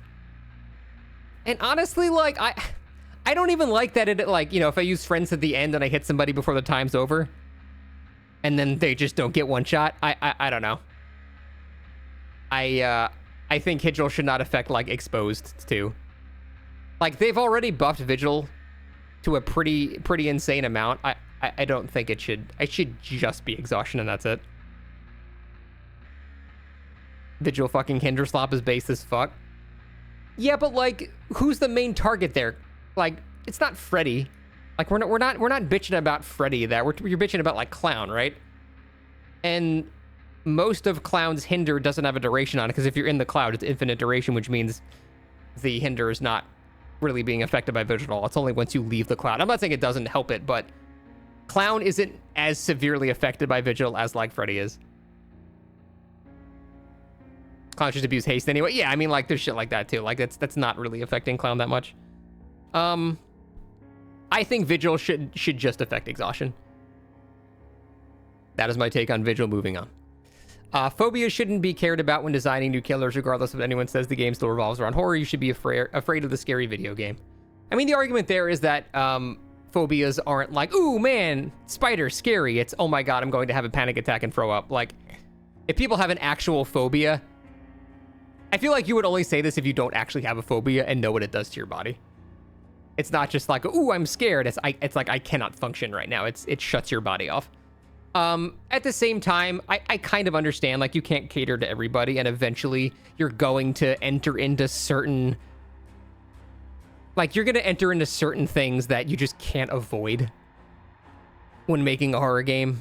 And it's I can sympathize with the point, because people that have general phobias literally cannot interact. People that have emetophobia, they physically cannot play against Plague. They have to actually disconnect and take a timeout. And that sucks, but at the same time, I unfortunately kind of agree the game can't really afford to be catered around that shit. Because it's a horror game, you're gonna have a lot of these things that have phobias, and there's just I don't know, you just can't... Unfortunately for them, you can't really change the entire game to cater to the few people that have that kind of stuff. It sucks, and I'm sorry they have to DC against, Doctor Flashing, or, Plague Emetophobia, or Clown Colorophobia, or whatever, but... it's a utilitarian thing, unfortunately. Like, I'm not trying to be non-sympathetic here, but there's just too many of these tropes in horror to cater towards them, I think. So, sorry if that sounds cold, but the game isn't that imbalanced. People just have ridiculous expectations when playing Killer, which leads to them being disappointed with the reality of how the game plays out. You should not be going to a apoplectic shock, damn, nice word, because you get an occasional 0-2K. Yeah, I don't think that's a hot take. I think that is an unfortunate truth. The game is, for the most part, pretty balanced. Obviously, there's outliers on both sides, but I do think the game overall is mostly fine. And I honestly, I want to talk about the second part, Mar, where I do think killers are like really, really, really opposed to the idea that getting a 2K is fine. Like, it's okay. And honestly, getting a 2K as killer is really fucking easy. It's really, really easy to get a 2K. Tunnel the first guy out, even if it takes a while, you've got at least a generator left, and then just ensure that second guy dies. You can ensure a 2K on most of your games with basically no effort. The problem is you're trying to win, and in the attempt to win, you might throw that 2K away and get a 0K in an attempt to get the 4K. But if you're remotely okay at the game, getting a 2K is really easy. Even on shitty killers, it's really fucking easy. And that is not a loss for killer. It's a tie. So my logic is if the majority of killers can reliably tie or do better, then the game is mostly, it's fine. Again, there are certain outliers that are certainly problems, but I do think the game is pretty decently balanced. And I do think killers, for some reason, they feel way more entitled to like 4Ks than they should. And honestly, I've been guilty of that too. I'll get a 2K in a really hard match with an extremely good team, and I'll feel internally disappointed instead of thinking, yeah, that's about right. That's probably what should happen in an even match, you know? 2Ks and win streaks is more than enough. Yeah, I mean, that's a pretty good way of looking at it. I think the only thing I'm taking away from this is that killers need to be more comfortable with like 2Ks. That's really the main takeaway there. A lot of killers even consider a 3K loss if someone escaped through the gate. Right, that's what I'm saying. I think killers have like way too high standards, including me. I fall victim to this too. I think if someone escapes via the exit gate, I feel like I lost that, even though the game is literally telling me I win. With MMR and stuff like that, that is literally the win condition. So I am going against what the actual game's rules are, which is stupid. So I can agree with that. I think killers have too high expectations for themselves. Maybe Helix, yeah. That's why a 2K should be a loss and not a tie. No, that's taking it a hot take in the other direction, but I don't know. I think I can agree with this, that killers expect a bit too much of themselves. 8 kick limit should be removed. Killers shouldn't be punished because survivors 3 gens themselves. The killers shouldn't be punished for defending their objective well against good survivors. Yeah, so the problem with this is like it's one of like you know that hill of like the dumb person, or like the dumb person, and then like the person that thinks they're smart, and then like the actual smart person. That's kind of what this argument is, because new players think that 3 gens are done because of the survivors. Good players have an opinion in the middle. And then actually good killers realize the 3 gen is entirely up to the control of the killer. Survivors have basically no input on that whatsoever. If you have a 3 gen on killer that you would like to control, that is your choice. You control where the 3 gen is. So yeah, you're going to lose all your other generators, but for some killers, that's where the game starts. When you're on 1 gen left, that's where people's builds actually begin. And in that scenario, that is when the actual 8 kick limit begins to actually take place. Because prior to that, killers having full control over where the 3 gen is could put you into a scenario where they can just hold the game pretty much indefinitely. It depends on the killer. If you're like a fucking pig, you can't hold a 3 gen forever, obviously. But if you're a killer that can move a good amount of distance in a short amount of time, you can basically just hold this shit indefinitely if there wasn't a gen kick limit. So I think adding the limit is fine. I can count on literally one hand the amount of times I've actually encountered the gen kick limit playing killer normally, and every time it's because I have pop and eruption, which counts, you know, as two amounts. But I think the thing is, 3 gens are boring and they should not be how killers can win. If a killer can only win by holding a 3 gen, the killer needs to be buffed and the 3 gen needs to be nerfed. That's the take I have. You should not reward killers for 3 genning because it's incredibly boring for both sides. It's boring for the killer too. How is it fun for the killer to get a hit on a survivor and they go reset in bumfuck nowhere, you kick a gen, it regresses a bit? You guys are just both in a stalemate. It's just boring. You should not want to do that on any killer. What you should want is the killer to be good enough to not only be able to win via a 3 gen. So I am fine with the gen kick limit. I think it happens so infrequently that it basically doesn't even matter. And even when it does, it's not because the killer, you know, is holding a 3 gen. The killer should be buffed so they don't have to hold a 3 gen, basically. It's just not fun. So I don't agree with that. I think 3 gens are stupid and they should be removed, and killers should be buffed to not have a 3 gen. Dredge has been climbing the tier list with direct and indirect buffs for the past 4 years, but it's still considered way weaker than it is because of the first impressions with 6.0. A lot of other killers get to use the high skill floor to justify strength, but not Dredge. So Dredge has been buffed more and more. You know, like the 4.0 holding Remnant is great, but at the same time, maps have been made worse for him. I know KMD mains Dredge, so obviously he's going to have a huge Dredge bias here. Shut up with Bruffed. I've been talking a lot. The problem is Dredge has been buffed a lot, but maps have been made worse at the same time that he's been buffed. And again, I know he loves Dredge, but I will never agree with the fact that Dredge is a lot better now. Because, yeah, holding the Remnant, you move faster. Like, there's been a bunch of other changes that have been great quality of life for him. But with pallet density, there are now more weak pallets, which is literally the counterplay to his anti-loop. The main counterplay to his anti-loop is having another pallet you can go to nearby. At that point, his Remnant is pointless.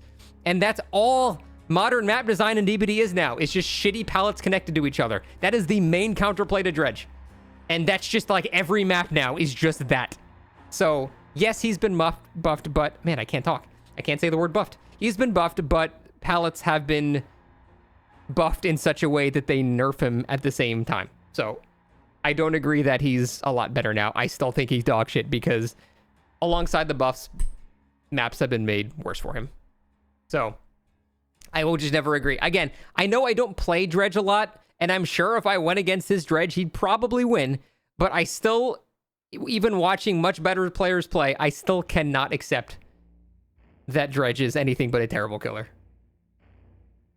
It's just, there are too many maps where he's absolutely terrible. Again, if you show, like, you know, a highlight on Midwich or something, like, yes, he's good on that map, but he's just so bad on like 95% of maps that I cannot consider him good. So I will forever disagree until they actually nerf pallet density in a different way or they buff Dredge like a lot. Because I think aesthetically he's one of the coolest killers in the game, but I will never not think he's terrible.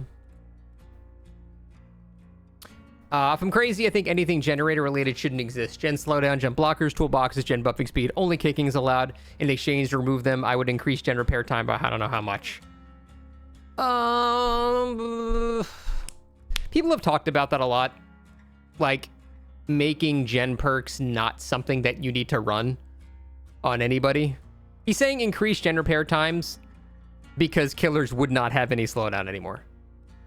And that's like an argument people have made a lot, but unfortunately I think gen perks are just too ingrained into the DNA of DBD for this to ever be possible. So I don't know. It's certainly a hot take, and I don't think in a different game that couldn't work. But I think DBD just has too much shit in it now. I mean, the amount of time it would take them to rework that, it's like, that's 7 different games. It can't. Unfortunately. I think we're too cemented into having regression and progression perks in the game, and we just can't change that, unfortunately.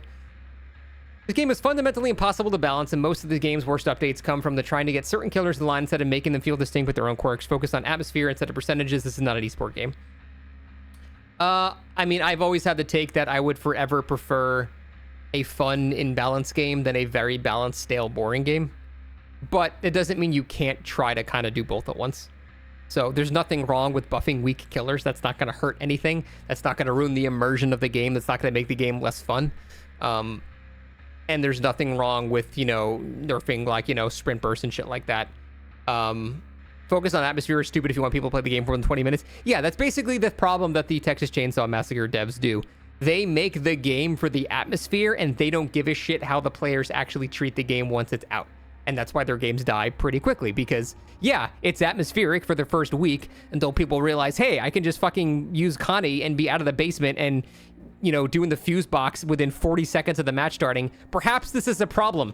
Maybe we should fix this. But they're like, nah, it fits the atmosphere of the game. It's literally not even visible. I am now permanently banning anyone that does resubs forever. That's a lie. Obviously, I'm not permanently banning you, but stop.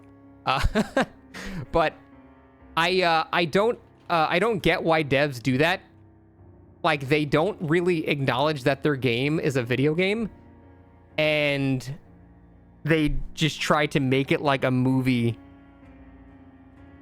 Like, I don't get it. I don't get their reasoning there. It doesn't make any sense to me. Like, you have to acknowledge people are going to play your game and find out metas, and they're going to break your game, and it's not going to be atmospheric for very long.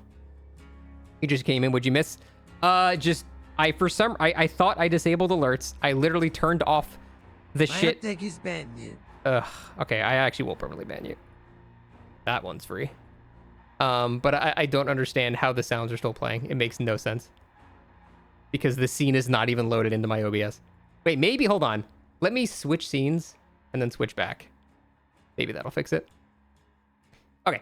I feel like a lot of the devs for DBD don't really do their job. The game launches patch after patch with bugs, really easily spotted bugs. They feel like you did a single game, no meta shift. Think if you can't do a job right, someone else who should do it, no shade. I mean, without knowing what they do, I don't know how to comment on this. I do think for having that many employees, they should do more things. But at the same time, as someone that has programmed shit, just if you have 50 programmers, it doesn't mean you suddenly fix programming bugs 50 times faster. That's not really how that works. But there are a lot of departments that do work if you just have more people in them. So in terms of like changing, like fixing bugs and shit like that, throwing more programmers at it doesn't do anything. But in terms of things like having a team look at old perks to like buff every patch, that I don't know why they're not doing it. That all you have to do is have someone somewhat knowledgeable about the game, go through 15 unused perks, tweak numbers on them, give them to a programmer who then tweaks those numbers. You don't have to recode anything. You're just changing values. It's very easy. It's impossible to break. And I know every time I say that, people go, oh, but it's the DBD devs, blah, blah, blah, blah. I'm telling you right now, if you just change values of a perk and that's it, it can't break anything. It just can't. Unless they put like infinity or like a -1 or so. Like, if they do, cosmic shit like that, it can break stuff. But if you make a 10 into a 20, it can't break the game. So I don't know why they don't have more people doing shit like that. But I do agree that Behavior has too many employees working on this game for how little shit changes. I think that's a fair statement, and I think most people would not disagree with that. So, wait's a failure instead of helping queue times and makes them worse. Priority queues the better alternative. It does make queues worse, but it gives you something to do in the meantime. It's not better or worse. It's just different. If you enjoy playing Survivor 2, then Play While You Wait is objectively a better feature because you can just do both, and your queue time for playing Killer is not spent doing nothing. At the same time, if you only want to play Killer, then this sucks because the queue times did get slightly worse because of that. So again, it depends how you play the game. It could be better, it could be worse. I don't think it's an objective thing. I think it depends how much you enjoy playing both sides. You'd have to enjoy both sides to see it as a buff. Otherwise, it's kind of a nerf you. Rune Undying was the surrounding Survivor and the surrounding Survivor meta was the healthiest time the game has ever been in. Should the devs had implemented some of the many fixes since then, regression events, or as the game would be vastly improved? I do think, not Rune Undying specifically, but kind of the shit around that was pretty good. But unfortunately, Rune Undying was very dumb, and it needed to not be a thing. I'm sorry, giving a blight 4 ruins and having Tinkerer and shit was not a good meta. That was a very bad meta. That was bad. I think everything else around that time was mostly fine, but that shit kind of ruined it. So I'm trying to think of like the best times in DBD when both sides didn't have anything super broken. And I can't really think of one. I feel like right now most sides don't have anything super broken, right? Like Fast Track was just nerfed. Blight was just nerfed. Like, I think right now is not too bad. Shoulder, again, personally, I don't care about Shoulder the Burden at all. I think that perk is massively overrated in 95% of your games. But, I don't know. I feel like right now is really not that bad. But I'd have to think about that a lot. Slowing the game down would be nice. Everything's just gen rush, kill rush, or lose. Yeah, but the problem with that is, how do you slow the game down? You either make survivors take longer to die, which slows the game down for survivor death, but that makes killer weaker, or you make survivors take way longer to do generators, which is just exacerbating the most boring part about playing survivor. So it's a lose-lose scenario. Like it's really hard to fix that.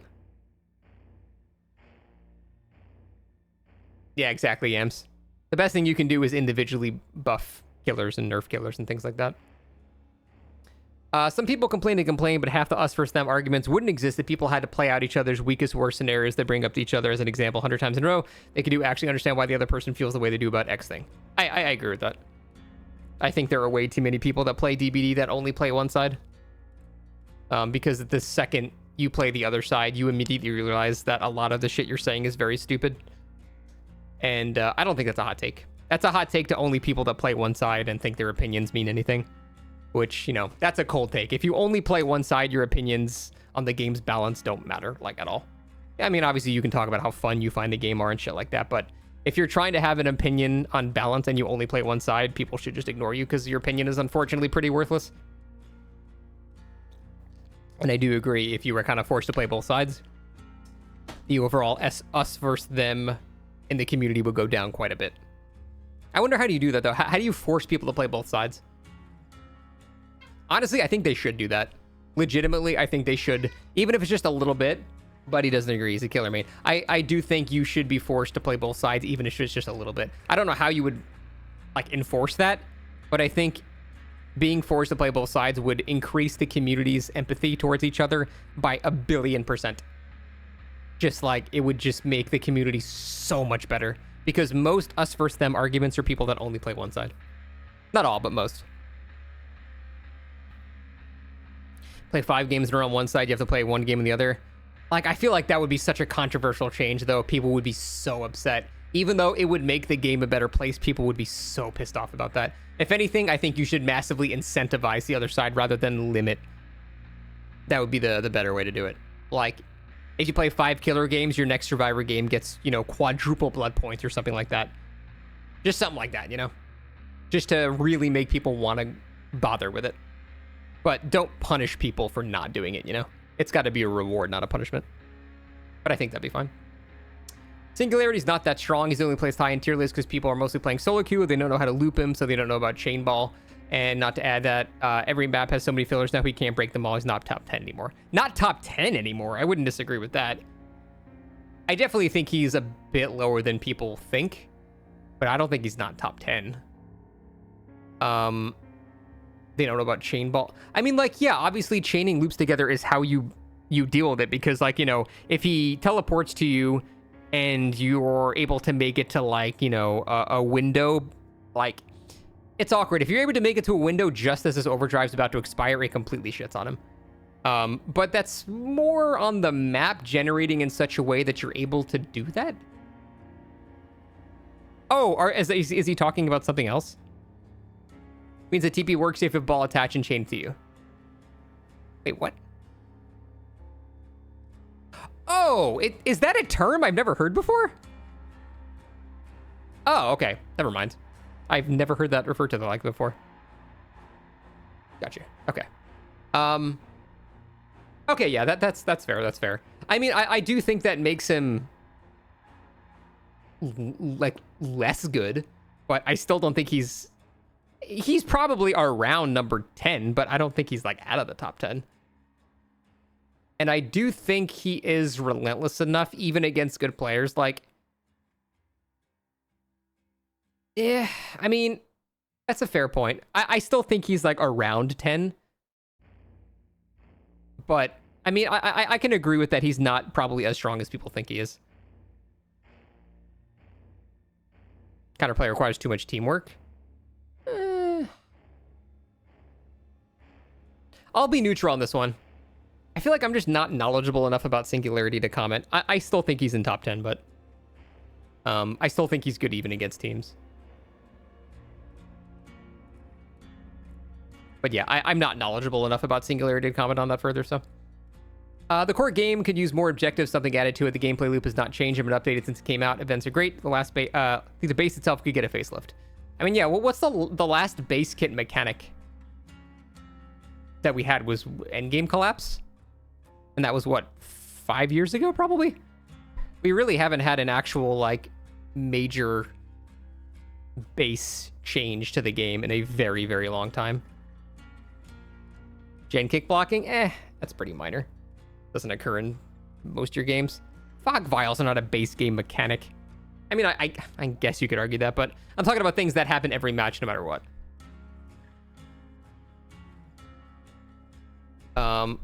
Was it longer than 5 years ago? Jesus. I don't know what they'd add, though. Oh, anti-camp. Yeah, that's a good one. I don't know what they'd add.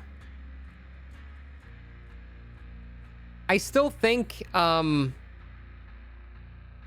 like gas cans and shit like that implemented into the base game in a less obnoxious way could be interesting. But it would be hard to balance that properly, I think. But it would make survivors move around the map more, which would equalize the difference between low and high mobility killers. But implementing it is very scary. But yeah, I mean, I agree. I think that's a pretty cold take. I think everyone is a little bored of the same thing. 1v1 ladder in the base game. You know what I want more than anything is custom lobbies. I want a server browser with custom lobbies and modding tools. That is the thing I dream of more than anything. That would extend this game's lifespan to basically infinity. I don't think the game would ever die if they did that. It would be like TF2. It would just like it would last forever. I know Makote specifically answered my question on that, and he said it's not something they're looking to do right now, but maybe if they're starting to sunset the game, then they would consider that. So unfortunately, it seems like we're not going to have anything near that for a long time. For many, many, many years. So I would love that, though. Main frustration of playing Survivor comes from the sheer downtime of no gameplay downed into waiting. Wait. Oh. I read that differently. From the sheer downtime of no gameplay. Downed into waiting for pickup, being carried to a hook, sitting on hook, waiting for a hook, getting killed, healing yourself on a hook, and then sitting on a gem until the killer disrupts you again. Yes, that is true. But at the same time, people will also cite that as why Survivor is so much more chill to play. So I don't think that's really a bad thing. If you want the never-ending stress and gameplay to happen, you go play Killer. Survivor, I think, is it's good to have something in there that doesn't require your brain to be, you know, doing shit 24/7. So I'm okay with that. I think it's cool that there's a role for a bit more chill stuff and a role for a bit more, you know, a bit more stressful stuff. I don't think that really needs to change very much. I'm out of jerky. All I have is the do not eat silica gel pad. This is very sad. You can be thinking about macro during that time. I think he's talking about mechanically. Like mechanically, you're just sitting there doing nothing most of the game, which is true. And yeah, making the macro play in your head is fun, but yeah, in terms of mechanics, there's really not much happening there. So if his argument there is mechanically not much is happening, then I agree. But I don't necessarily think that's a bad thing. I'm actually kind of okay that there's a bit more of a chill mode. Behavior coddling survivors ruins the killer experience, which in turn ruins the survivor experience. Killers will never have any meta perks because anytime they do, they get nerfed to fine levels fast like ultimate weapon. I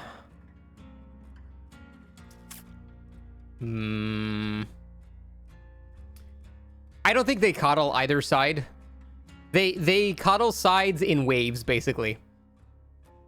We're not a For Honor commentator back then. I was actually, yeah. It comes in waves. There are killer-sided patches and survivor-sided patches.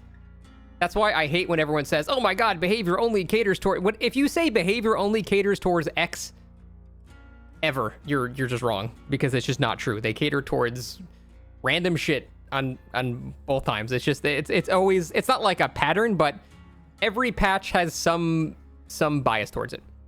They're money side biased. I mean, yeah, of course, but I don't think they are any sided over a long period of time. Like right now, you could argue whatever, but over, like, if you look at the trend from the beginning of the game to right now, they're not any sided. They just will do a killer sided patch, a survivor sided patch, killer sided, survivor sided, you know, maybe 2 killers in a row, 2 survivors in a row, but it overall trends towards them being pretty even, I think. Killers will never have any new meta perks because anytime they do, they get nerfed to fine levels like ultimate weapon. I'm trying to think. I mean, we have perks for, like, turn back the clock is a new meta perk. It literally just came out, like the last killer. That's just not true. That's what I mean. Like, people that say stuff like this, they only just, like, look at one side, and then they're like, wow, this side is stupid. And then they just leave. Like, you just gotta look at the other side, man. Oh yeah, Hive Mind is also good too. That's like the best information perk in the game. That shit is so good. So yeah, I just don't agree with that at all. The class system in 2v8 needs to be brought into 1v4 and have only certain classes be able to equip certain perks with one of each class per trial. This way, there's not a single repeat perk in the match and perks can be buffed without broken interaction by accident. Nah, it's not a good idea in my opinion. We're going to have people lobby dodging for 25 minutes until they find a lobby they can actually play in. I'm fine with the classes in 2v8, that's okay, but in regular matches, that's not a good idea. Keep that separate. You have people that finally, after 8 years, have gotten 7,000 perks and suddenly you can't use them. That's going to piss people off. It's not a good idea. Time for DBD devs to make killer and survivors have a shared item pool each. The metagame of the availability of add-ons and items is relevant with a lower cost of items and a higher blood point gain. Killer and survivor items have a shared item pool?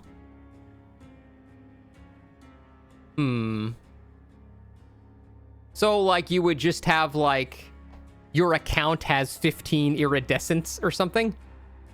Basically, is that kind of what they're saying? And then you could apply that to whatever? Because add-ons are not really items. They're like a little different.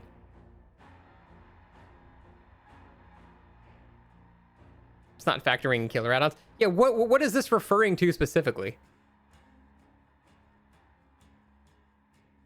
Oh, okay, offerings are the same. Oh, okay, you're talking about like cakes and stuff like that. That's fine. I agree with that. That's completely fine. I thought he was saying, like, your account would have, like, you know, 46 iridescent tokens, and you could use that to generate a black incense or like a BMP or something like that, which that I don't know that I agree with. But if we're just talking about like offerings for like blood points and shit like that, yeah, that's completely fine. I think that would be okay. Yeah, that's not a bad idea. Oh my god, it's Rivian. Learning add-ons, platform. Okay, yeah. I should have reasons for bringing them besides the learning component. Obsolete add-ons are hindrance to long-term replayability of the game. I agree with that. Yeah, like having to, like, you know, bring a crosshair add-on when I can just click a button on my monitor and I lose an add-on slot. Like, that's stupid. I agree they should have some small, like, brown item buff. But, you know, just a simple 5% faster something, whatever, you know. Depends on the killer, but I'm okay with that. I think that learning add-ons should have an additional effect. Because, yeah, it's just equalizing people that have a dot on their screen or, you know, haven't played Nurse more than 2 games. Like, I completely agree with that.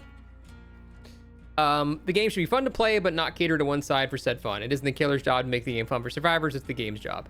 The game should be fun to play, but not to cater one side for said fun. I don't think it does, so I don't think I have a problem. Like I said, on a long term, the pattern is pretty even down the middle. So I don't think it caters to really any one side right now. DBD is pretty well balanced in the worst way possible. If both sides bring the most OP and sufferable shit imaginable, the matches will be pretty even with the killer having like 60% kill rate. Yeah, I mean, that is true. He's kind of correct that Dead by Daylight is balanced based on who brings the strongest shit in the lobby. The problem is there's just no gauge of what you're going to be encountering. If the absolute strongest survivors bring the absolute strongest shit killer can bring, then it's usually relatively even. I don't know how it is nowadays, I think, didn't someone have a no restrictions tournament pretty recently? Was that Hens? I know Wispy did one from a while ago, but that was a long time ago. Yeah, Hens did it. That's right. I only watched some of it, but how did the Blight matches go? Like Blight and Nurse. I would imagine Shoulder is going to be a lot stronger. Wait, no, what wasn't Fast Track in that? Yeah, that's probably not a good example because Fast Track was just objectively broken. That's probably not a good example. Yeah, okay, never mind.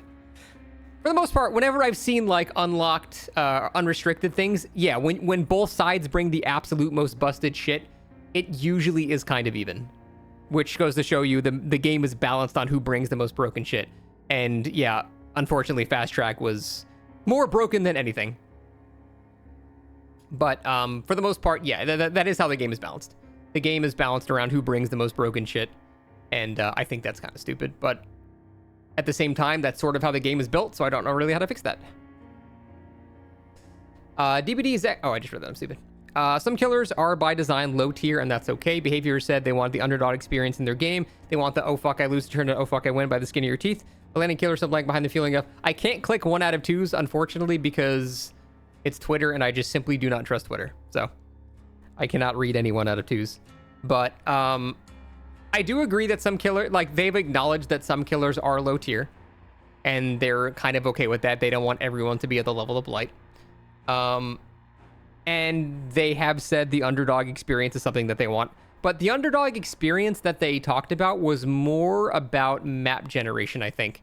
When they mentioned that comment a long time ago, they were talking about map generation. They were like saying that it's okay that certain maps spawn way more shit than others, because a worse team might beat a good killer on that map, and they like that underdog story. I don't remember them saying that about killers in general. But they have said that for map design before, though, so.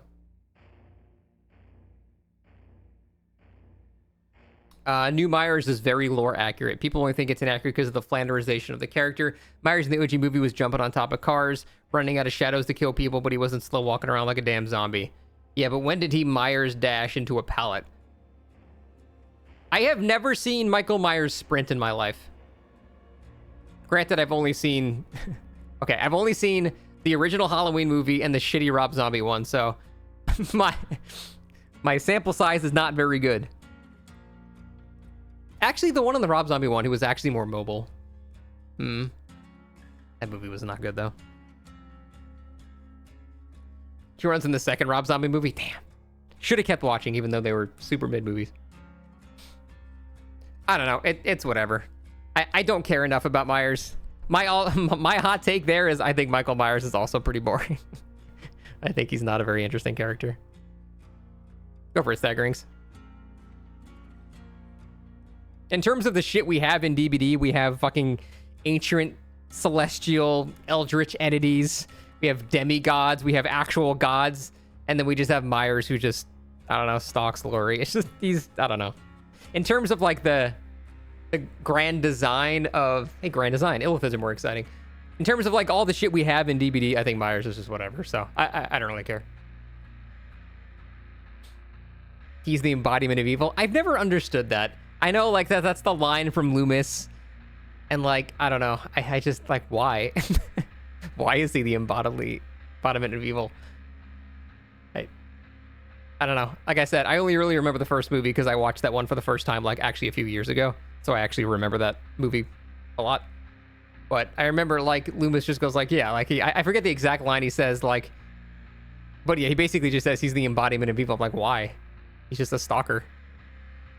Like, yeah, he gets shot and gets away, which is a little supernatural, but in the original movie, he, like, I don't know.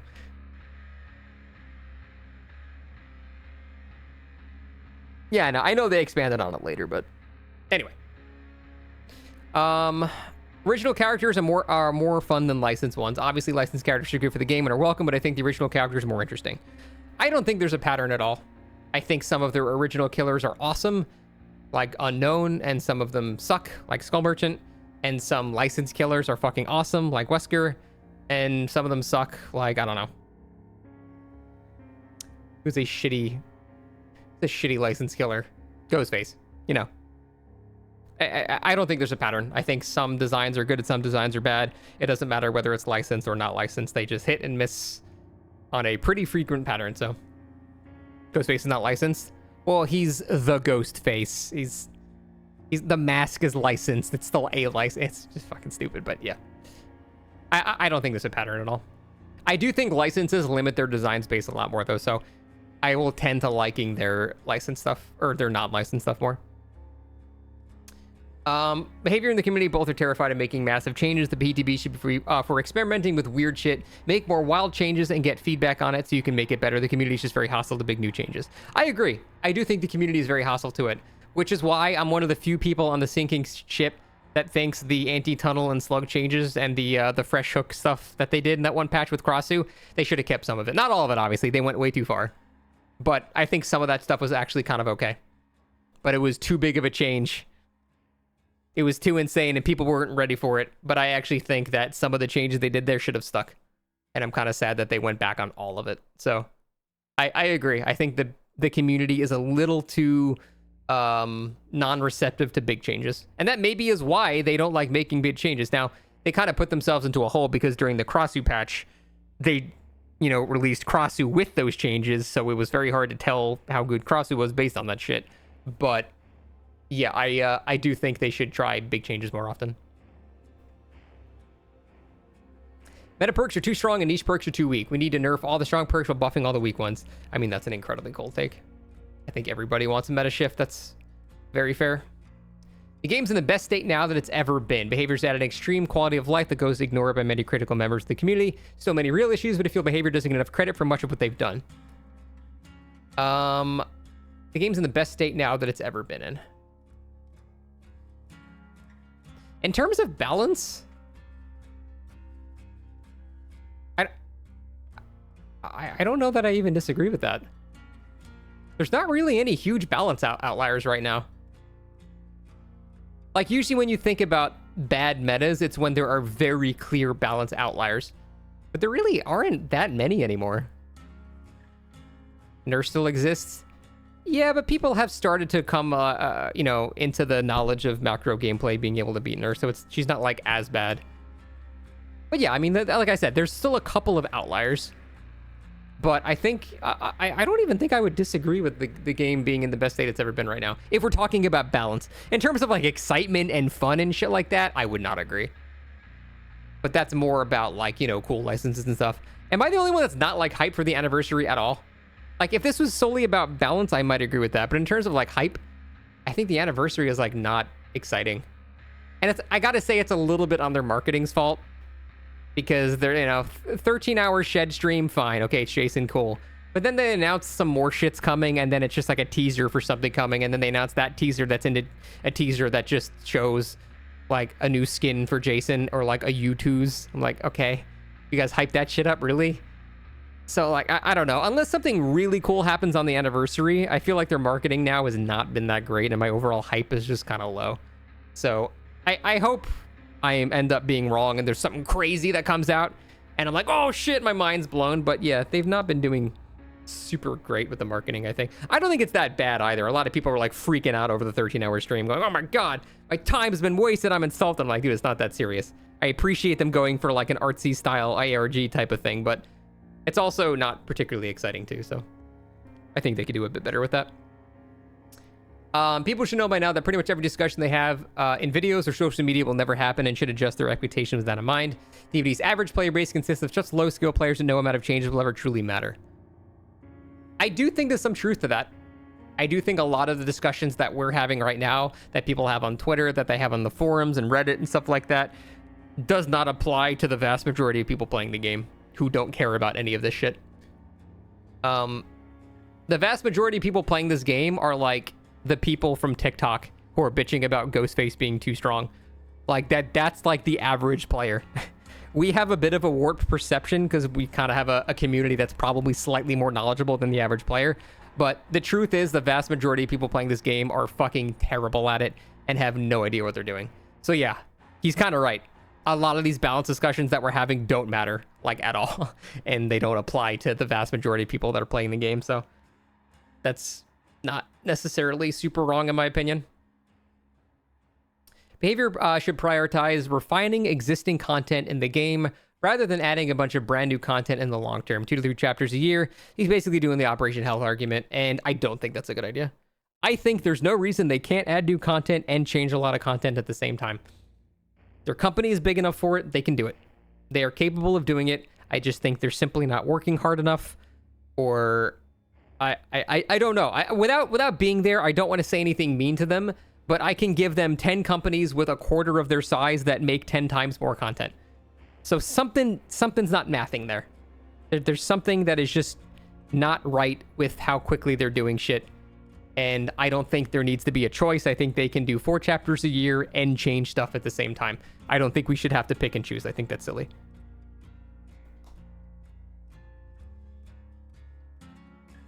People act like 4 killers a year is a lot. I mean, I'm not upset with that. I don't think 4 new chapters a year is a problem. I just think they need to do more in addition to that.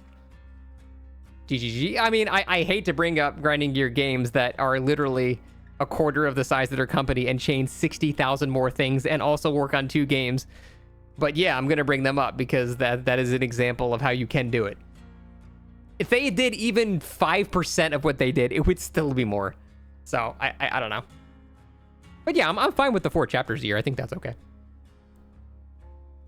We all have to be nicer to each other. Fuck you. 4.7 or 4.8 kill. No. We have to be nice to each other. Seeing a teammate or opposite player struggle might be new, trying a new character that are not experienced with. If we're patient, trying to help new players is better for everyone overall. I mean, yeah, that's just true. A lot of times we're making fun of a killer that's tunneling, but it's like literally the only way they can win because they're just not good enough yet. I do see that a lot, and I do think that people do shit on people not realizing that they are probably new to the game, but that's more on matchmaking's fault. Matchmaking is an issue. They need to make it so matchmaking doesn't make you go against those players. I think that is a problem, so that's more of a matchmaking thing, I think. 4.8 killers should be a thing for the killers who will keep 100% the M1 chase playstyle. That is a hot take. I don't know how much I disagree with it, though. Like, if you made Pig 4.7, would she suddenly be OP? If she had 1 stack of Bloodlust, would she be overpowered? Probably not. But she'd also be way more annoying to go against, so I don't know. Yes. Come on, there's slightly more jerky in here. I can get a little bit out of this.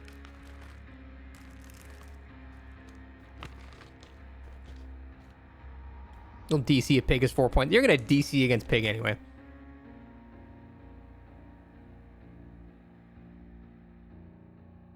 Pig's the worst example because of her kill rate versus beginners.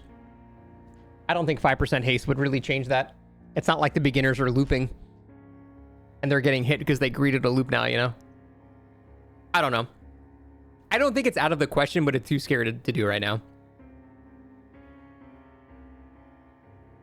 Hatch is a bad mechanic and rewards survivors for bad play. The game would be better if when 1 survivor was left, it would initiate endgame collapse and power the exit gates. What would be the point of the endgame collapse? Oh, them just opening gates, I guess?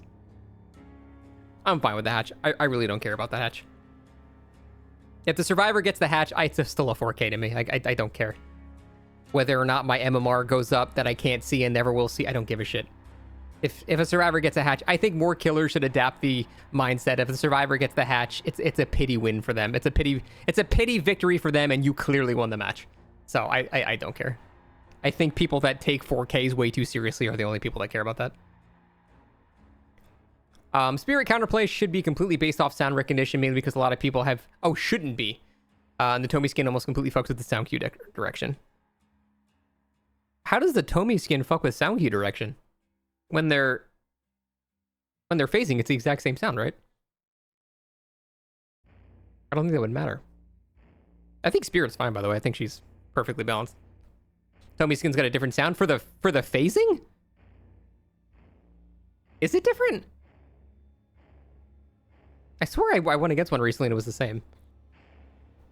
I mean, if that's the case, then they just have to fix the skin. Okay, I mean, if it's different and it doesn't have correct, directional positioning, then obviously just fix the skin. But it's not like a Spirit issue. That's just a skin issue. It bugs to default sometimes. Interesting. In terms of this, though, like catering to having hearing problems and stuff like that, unfortunately, I think catering to people with hearing disabilities for things like Terror Radius and lullabies and stuff like that is fine. But if you enabled, like, a visual aid to that, like you had it appear slightly brighter on the left side or slightly brighter on the right side of the heart to indicate where you were hearing that sound, I feel like that would actually just nerf Spirit. Like that would just make her a lot weaker, because even people that have perfectly fine hearing would have a visual cue as well to which direction she's turning, and that wouldn't be fair. So unfortunately, I agree that some things should cater towards that, but not Spirit's power. Like that would be actually unfair. That would just nerf Spirit. Game has too many mechanics and perks designed to punish the killer playing certain ways while simultaneously having perks that give survivors advantages. If killer plays fair, you're damned if you're do and damned if you don't. Game has too many mechanics and perks designed to punish the killer playing certain ways. I'm guessing tunneling and slugging. While simultaneously having perks that give survivors advantages if the killer plays those ways. Well, you're just saying the same thing twice, right? Oh, no, he's not. If the killer plays fair. Okay, I get what he's saying there. The second part, I kind of agree with. Yeah, there are perks that they designed that punish killers for playing nice, which makes no sense. Like Fast Track, for example. Perfect example. Just recently, Fast Track. If you played nice, you were more punished than if you tunneled people. I don't think there's that much of that in the game right now, but when it does happen, it is obviously a huge problem. Whenever you design a perk that benefits killers that tunnel and doesn't benefit killers that play nice, it makes no sense. So, yeah, I agree that design is terrible. They just don't do it super frequently, but when they do, you should call it out. And Fast Track, I think, was the last very good example for it. They bug NOED right now when it's a perfect nerf for it.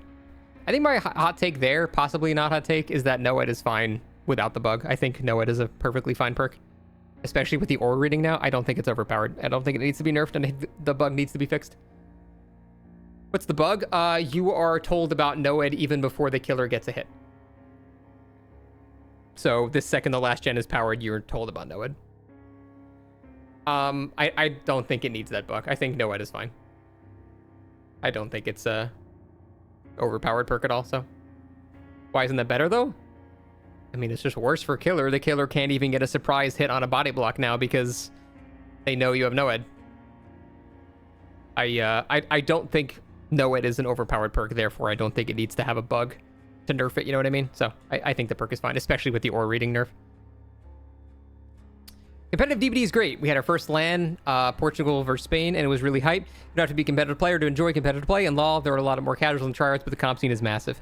I don't think people really have a problem with comp DBD. People have a problem with taking comp mindsets and playstyles into regular DBD. I think that's the main issue that people kind of confuse.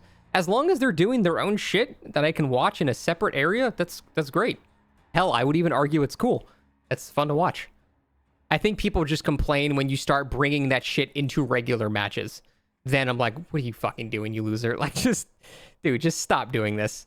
That's when it becomes a huge problem. But in terms of just having it in its own area, doing its own thing, I have no problem with it. I think competitive DBD being kind of cool. I still think it's pretty silly, but I'm not gonna, shit on people having Smash tournaments, which is also silly.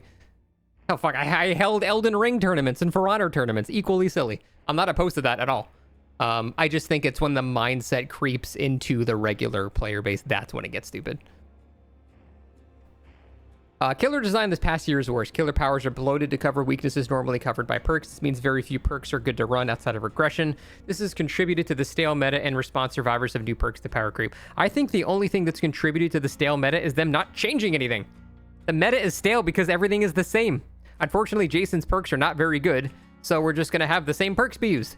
And that's not because, that's just because they haven't changed old shit. I don't think it's up to killer design to fix that problem. I think they just simply haven't changed enough old shit. It's as simple as that. Change more perks per patch. That's it. And you fix that problem. Meta shifts. We need less IP characters, more IP skins for original characters. For example, we didn't need Michonne as a character. She could have been a legendary skin for Claudette. By doing this, we can have many more IP characters without having to worry about 1 out of 3. I can't go on, Andrew. I'm so sorry. It's Twitter. I don't want to get baited into clicking on a dick. But I agree with that. I think they should probably just be skins. DBD needs a ranked mode. I disagree entirely. In fact, I have an entire video on why that's a bad idea. Some of the text playstyle should have stayed in game instead of being straight up removed. Least biased person. I think some of them are fine. Like Wesker Hug Tech, I think is cool. I think Blight's strong enough to not need any advanced tech. I think it depends on the strength of the killer. Basically, the weaker the killer is, the more it's acceptable to have tech be not labeled an exploit and be labeled, tech, So it depends on the strength of the killer. I think that's fine, but it's a scaling line with the strength. Knight is the neatest, most interesting character, both aesthetically and to play as. Okay, I'm glad he didn't say play against. People only hate him because of what he was in the when he was first introduced. If he released in the state he is now, he would be in the top half of the fun killers on both sides. That is... My take is the meta is stale because we don't have archives to incentivize people to play different killers or run different perks and servers. I don't know how many times I have told people to not do that. The only way I can tell people, the only way I can help this, the only way I can help people not do this is I'm just going to ignore you. So you're giving me money and I'm just going to ignore you. So, I do think that Knight is not fun. Like, I do think that he is just boring. Sorry, that came off as really mean, but I have told people so many times to not do that shit because I turned it off and it's still playing. I don't know how. So the only way I can get people to stop doing it is if I don't acknowledge people doing it and they just give me money to make sound. So, Knight is not fun. Knight, there's no scenario in which Knight is considered fun, in my opinion. Either you are getting pincered attacked by a Knight and you can't not get hit, or you're getting chased by a jailer for 30 seconds and you're bored that way. I don't know. He's not talking about fun. I mean, he explicitly mentions fun right here. I cannot think of a way to have fun against Knight.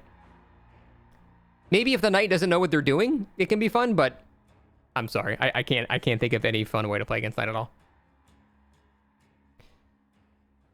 The chapter system they've been using for the past 7 or 8 years has been incredibly unhealthy for the game, not specifically due to the amount of content, but the short cycles in between release create an unhealthy flow that enforces stagnation when not unkept. Yeah, but isn't this just fixed by actually doing more each chapter? Like the short, it's 3-month cycles. It's not that short. And yeah, they do need to make money, so they do need to like have new content. But I think all they need to do to fix a lot of people saying the same thing is just have more changes. Make the new content come out and have, 3 pages of patch notes of perks that gets changed. I think that's all you got to do. Like it's really, really, really simple. Like I don't think it's that big of a deal. They just need to make more changes. That's it.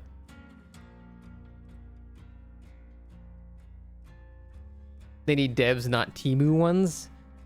Again, I don't know what they're doing over there, but I don't think there's much of an excuse to not have some balance changes each patch. I don't think there is a good one. They said that because of the cross event that they're scared to do it now, but that's because of that one patch they kind of did too much. Like, don't let that scare you from doing it every patch, DS is a common perk now, so I want that shit straight up deleted from the game. It only encourages unhealthy play. There's so many counters to tunneling now. It's unnecessary, and if you encounter it, 90% of the time it's being used aggressively. Completely rework or delete it. I don't agree. I think DS needs to stay in the game because of tunneling being pretty decently strong. It only encourages... I think he's saying it encourages unhealthy play from the survivors using it aggressively, right? I will, again, die on the hill that if you are unhooked, you should not have collision. I think that fixes all of these problems. I know people could say, but he could technically perfectly pixel perfect phase inside of this survivor, and then it's only a half chance of hitting the right person. First of all, if they can manage to do that perfectly, that's so impressive that I think they deserve to take the hit. But I think all they have to do is make it so you don't have collision. They tried that and it didn't work at all. Yeah, why are you saying that, though? I had people trying that in the PTB and I was able to deal with it. It's better than what's the alternative? They just body block you no matter what? I feel like the alternative is worse. At least when it's phasing into the other survivor's model, you got a chance of hitting them.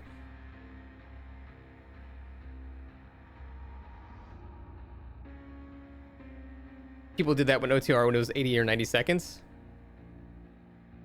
Well, I mean, that's OTR. That's DS is not going to be... Oh, you're saying if they combine both of them? Compies were giga abusing that in the showcases. I just don't really care what comp players are doing. It doesn't apply to me ever, so I just don't really care. That's also implying compies can't do normal body blocks with DS. So that, I don't know. I don't think the argument is good enough against it. Because the alternative is they just regular body blocking you and you still can't do anything. Endurance is shortened to 5 seconds, but the haste is massive, like 30%, so 15 seconds, so you need to get away instead of body blocking. That would also make it like really, really, really difficult to stack inside the survivor.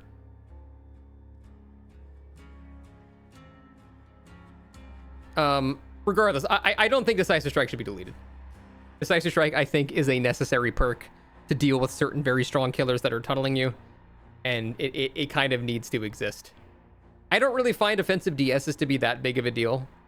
It is annoying for sure, but I don't find it to be a frequent enough problem for me to just delete the perk from existence.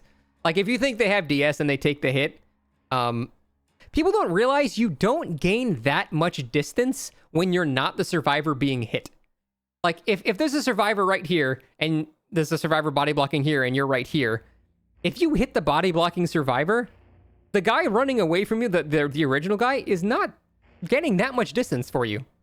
Like, he's only gains another 8 meters of distance. Like, it's not a huge deal a lot of the time. I mean, it can obviously be bad sometimes, but people always associate getting hit with, like, the 20 seconds to hold W distance because of the speed burst you get. But you're not giving that guy a speed burst. Easily make it to a resource? I mean, it depends. It depends on the map, depends on your killer. I'm saying if you're, like, Blight or someone like that, it's not going to fucking matter. They're not going to make it anything. And that's where DS needs to exist against killers like that. Like, you know, if you have a good tunneling Blight and you don't have anti-tunnel perks, you're going to be out of the match pretty fucking fast, and there's not really much you can do about it. I understand the point, though. Like, it is frustrating. I have been annoyed before by people that use aggressive DS. And what usually happens is if someone aggressively DSs me, I will throw the game just to ensure that guy dies. Just out of spite. But that's not the correct play to make in the game, you know? But I don't think DS should be deleted. I do agree aggressive DS is annoying and aggressive body blocking is annoying, but I don't think just straight up deleting that perk is a good idea. Karasu and anti-tunnel patch could have been shipped and fine if they had changed the biggest problems in punishment, activating it 6 hooks to 4 if we had toughed it out. Yeah, I mean, I can agree with this. I think if they tweaked that system, it would have been pretty decent. People were just way too scared with, admittedly, the overtuned version that they showed, but I agree. I think that perk, or that system would have been fine if they tweaked it a lot. And I'm actually really sad they completely went back on that, but I've said that a bunch of times, so. All killers C through F tier should be Omega buffed. I mean, what? All people should have drinkable water. Adding Ghostface was the biggest mistake they've ever made. That is, I cannot ever think of that ever being the case, so I don't want to read the rest of that. Pig dash or break pallets. Ooh, that's kind of a hot take. I feel like that maybe should be like an add-on. I don't know. It should have a pretty long recovery because, yeah, you basically just don't... Well, it's not Myers because it's not a one-shot. It's not quite the same thing. Myers, again, because Myers one-shots you. It's a pretty big difference.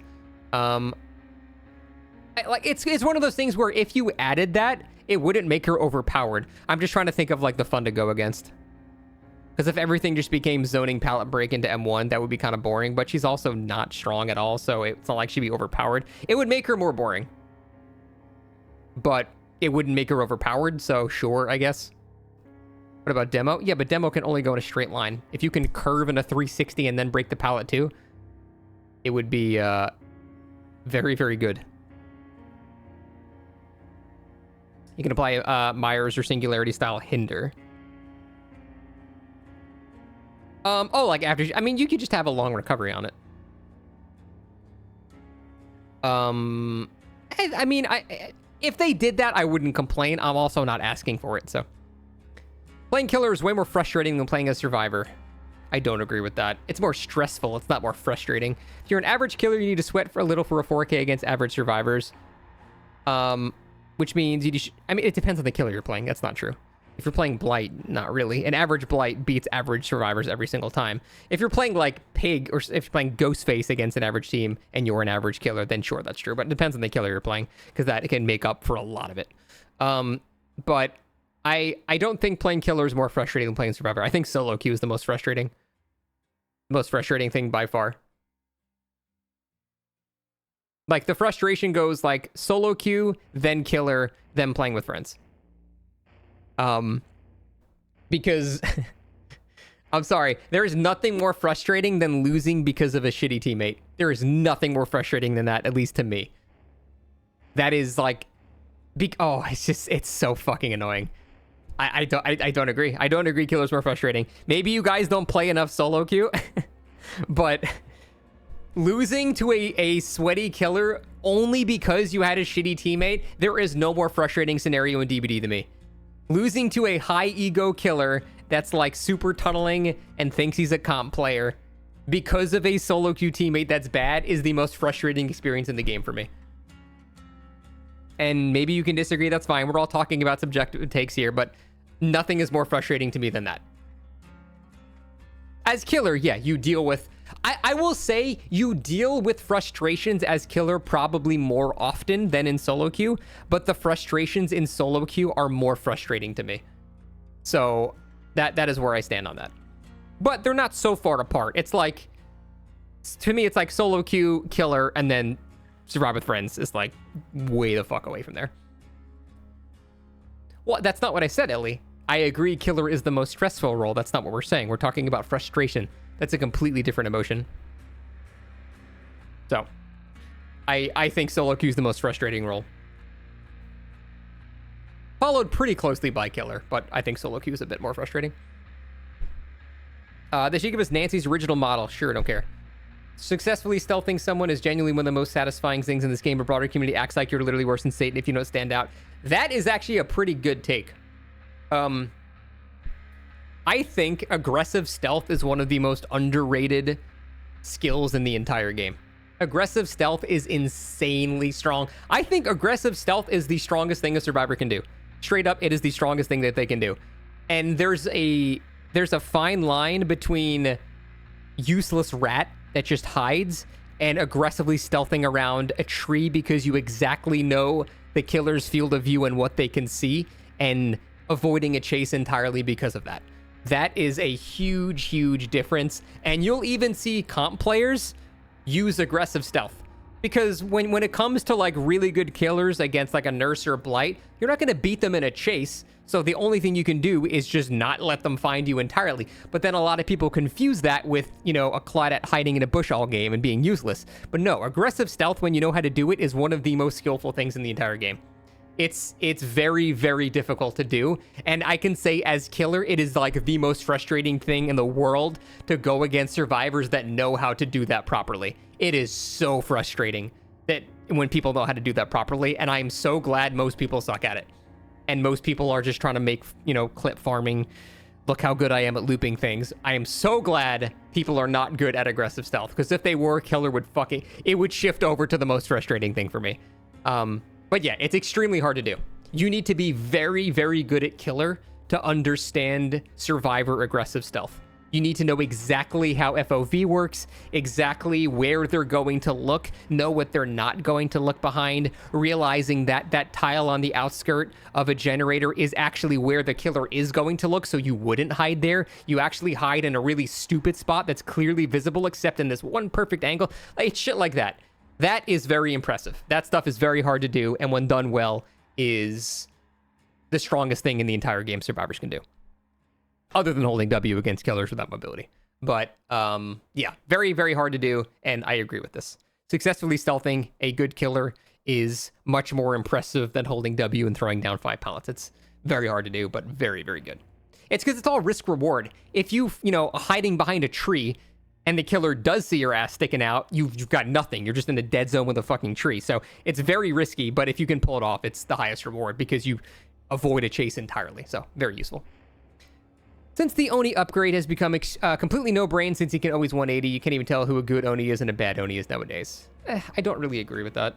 I think the only difference between that was high DPI mouse. Like, that's... you shouldn't separate people whether or not they have a high DPI mouse. I think that's stupid. I don't think he got significantly easier to play. I think he just became the potential became the same as someone with a high DPI. It's like a hardware thing. So I still think that there's a skill ceiling to Oni that's not quite low. Knowing how to play tiles with his power is still useful. So just because you can do a 180 now, like people with high density or high DPI mouses could already do, doesn't really change very much. Behavior needs to stop pumping out licenses and focus more on original characters more. The last time we got multiple original killers was a Knight, Skull Merchant, and Singularity. Okay, those are really bad examples though. Singularity's cool, but like if you're trying to like go for behavior making more original content and then you mention Knight and Skull Merchant back to back, you're not selling the discussion very well, man. So I don't care if it's licensed or not licensed. It's just how the killer plays it. They can be good or bad. The license doesn't really matter. They forgot Crossu. For their point, it's better that they did forget Crossu. Legion's fun to play. They're easy. Their design's great. Their music's awesome. Their cosmetics are fire. That's fine. I don't think that's a hot take. I don't think Legion's fun. I think he's pretty boring, but some people like going fast with knife and stabbing a lot, so I think it's not a hot take at all. Add-on balance is the thing behavior's never been able to truly nail. We started out making a bunch of unbalanced add-ons for the first few years that single-handedly defined the strength of killers like Eerie Head, Tombstone, and Prayer Breeds. Now behavior's scared of it. Not really true. Recent killers have had insane add-ons, so they're still doing... Oh, well, I mean, they said unbalanced. I mean... Well, they're implying that they haven't done that. Like, there are still recent add-ons that are extremely good. Crossu, perfect example. Chicken Head. Stupidly bustedly strong.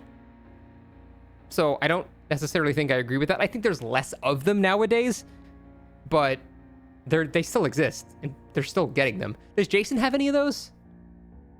I don't think Jason had any super broken add-ons, when I think about it. I can't think of any. Just a continuation of their point. Well, unfortunately, I will not be clicking these because then I can't. I just can't risk doing that live on stream on Twitter. I'm sorry. I don't like the ghost face we got in DBD. Ghost face supposed to have a voice and be clumsy, not be a dark and brooding edgelord. I mean, you can literally add the Wazop mask, so you can be as silly as you want, man. You can be silly in game too. I don't know. I don't agree with that. You're as silly as you want to be. Survivor stealth perks. Some of the worst perks in the game. They only do two things. Bully noobs, encourage selfless playstyles. Survivor perks should encourage teamwork and being chased. I mean, the killer in me wants to agree with this, but they are not the worst perks in the game. In fact, some of the stealth perks are some of the best perks in the game. The new Survivor perk is probably the best perk in the game for survivors right now. I'm assuming it's going to get nerfed. Lucky Break is one of the best perks in the game. Like, I don't agree with this at all. I think there are some shitty stealth perks, like the teamwork, collective stealth. That's because it's a teamwork perk.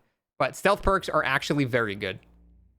Lightweight is actually very good as well. Self-preservation is very good. Yeah, I disagree with this. A lot of stealth perks are extremely good. I don't agree with that at all. There should be a comp mode. Doesn't seem like a hot take, but the amount of heated arguments you've had about this exact topic on here is insane. Yeah, if he's like saying there should be a ranked mode, I still don't agree. I think queue times are bad enough with one split queue. Then we'd have comp mode and regular DBD and the event queue. It's just... I think they can make custom matches have more comp adjacent things like seating and stuff like that. Better spectating and all that stuff, but that shouldn't be a default mode in the game. I don't think so. Killer would feel a lot better without any survivor changes if kick, pallet, break, hook, and pickup speeds were all increased a bit. Again, this goes back to, I think certain killers should have that, but not all. You shouldn't be buffing, you know, Nurse and Blight and Dracula and Billy, but you should have, you know, Trapper and Ghostface and Pig kick shit faster and pick up faster, stuff like that, so. Shaming someone for the character they play as is cringe and weird. Let people enjoy and play who they want. I think it depends. I feel like that's a fucked up initial response, not just say, I agree. But I think it depends. If it's a survivor, who gives a fuck? It's just a skin. But if we're talking about killer, no, I think you should shame people that played like the original Legion. You should shame those people. So it depends. There's been a couple of examples in history where I do think you should shame them. If they were being chess merchants on purpose, you should shame them. Because literally all they're doing is trying to make people miserable. For the most part, though, I agree with this. But I think there's a couple of examples. You should shame and dox Henry players. You were such a pussy. I think there's a couple of examples, but none of them are currently in the game right now. Complaining about small things like skins being 0.1% quieter takes away from them fixing actual issues. I don't think it does. Those are like different departments most of the time. I don't think it's a huge thing. Exhaustion as a concept needs to be reworked, entirely removed, because the only exhaustion perks that actually feel good to face are Smash Hit and Dramaturgy. Well, here's the secret. None of the survivor perks you go against should feel good to go against. You're playing the killer. They should all feel bad to go against. That's the point of the opposing side bringing in powers. So I don't even understand what that base means. If a survivor perk feels good as killer, that perk is terrible and no one will run it. So yeah, that's a little silly. Remove all voice lines. The only entity was supposed to remove... Wait. The only entity was literally supposed to remove the ability for them to speak, hence why we have pointing. Is that true? Any Pixel Bush lore knowers in chat know if the entity was supposed to remove your ability to speak? I don't know enough about that or care enough about the lore to discuss that further. Hate the voice lines? I'm ambivalent towards them. I don't hate or just... Actually, no. I lean towards liking them. Because hearing Nicolas Cage rant about Sadako when you're playing Billy is just... I'm sorry, that's fucking cinema. That just makes the enjoyment of the game go up. So I lean towards liking them. Do we need Bloodlust? Probably not. I think Bloodlust should be a thing, like a buff. You have the perk Bloodlust. It shouldn't be there are multiple Bloodlusts. You should have the perk. You should have Bloodlust or not. It's you're always 4.8 or you're always... That's it. Basically, I think one tier of Bloodlust is fine with certain setups being kind of busted. But I don't necessarily think you should have Bloodlust 3. I think that is... If you have Bloodlust 3, there's probably a palette you should have kicked at some point. But I do think some Bloodlust needs to exist. There should only be Bloodlust 3. DBD has gotten too fast and prioritizes efficiency to a point of actively hurting the design of the game and short power creep. Generally speaking, this applies to both sides. Perks have been used as a band-aid solution for so long that we are at a critical point of needing a major overhaul that's already been long overdue. Oh, nope. Not reading all that. Sorry. But let's go over the first part you said, because I do think that is a pretty good thing to discuss. All else is necessary in the high level. Yeah, I mean, I can agree with that. That's fine. DBD has gotten too fast and prioritizes efficiency at a point of actively hurting the design of the game. In short, power creep. Let's, instead of, we have several hundred comments to go over, I can't read all that, but let's discuss that first part. And I do think that's kind of true, that the game, modern DBD does prioritize efficiency. It's like, hey, if you want to kill survivors as quickly as possible because gens are going too fast, those are going too fast, you got to kill people fast, so you got to tunnel people out. And then the survivors are thinking, well, if we're going to get tunneled out, we need to do gens as quickly as possible. So we need to do gens as quickly as possible, or this guy's going to get, I'm going to get tunneled out, and then I can't play the game anymore. So I do agree that everything is incentivizing efficiency, but at the same time, I would argue that that is an inevitable outcome of every game, no matter what. So you're correct, but also, yeah, the game's 10 years old. That's going to happen. Every game that's this old is going to be finely tuned down to an efficient comb, or finely tuned with an efficient comb, and there's nothing you could really do to fix that. You're always going to be... Any game that exists this long is always going to be boiled down to its most optimal, no matter what. That's just what happens, and I don't think you can really fix that, so... Like, because, yeah, back then, gens got done a lot slower, even though they only took 60 seconds, because people were new and immersed, and the atmosphere was different, but you can't fix that. Once people know shit, they know shit. It's impossible to change that. So, unfortunately, he's correct, but that can't really be changed, in my opinion. Which is a shame, but unless we just hit everybody in the hammer every month and make them forget how to play the game and they're all immersed again, unfortunately, everything will always be as efficient as possible, and that's just kind of how it works.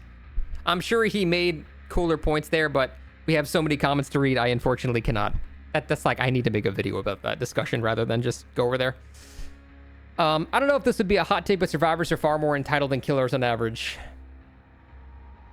I disagree. Okay, I think both sides are equally as entitled as each other. No, that's not true. It's not fair because there's more survivors. There's more survivors, so there's going to be more entitlement. So yeah, survivors are more entitled. I will say, survivors are more entitled, but I still think killers are whinier about their entitlement, if that makes sense. Like, survivors whine too, don't get me wrong. But I think killers act... My main problem towards that is I think killers act like a victim for things that are not a huge problem a lot of the time.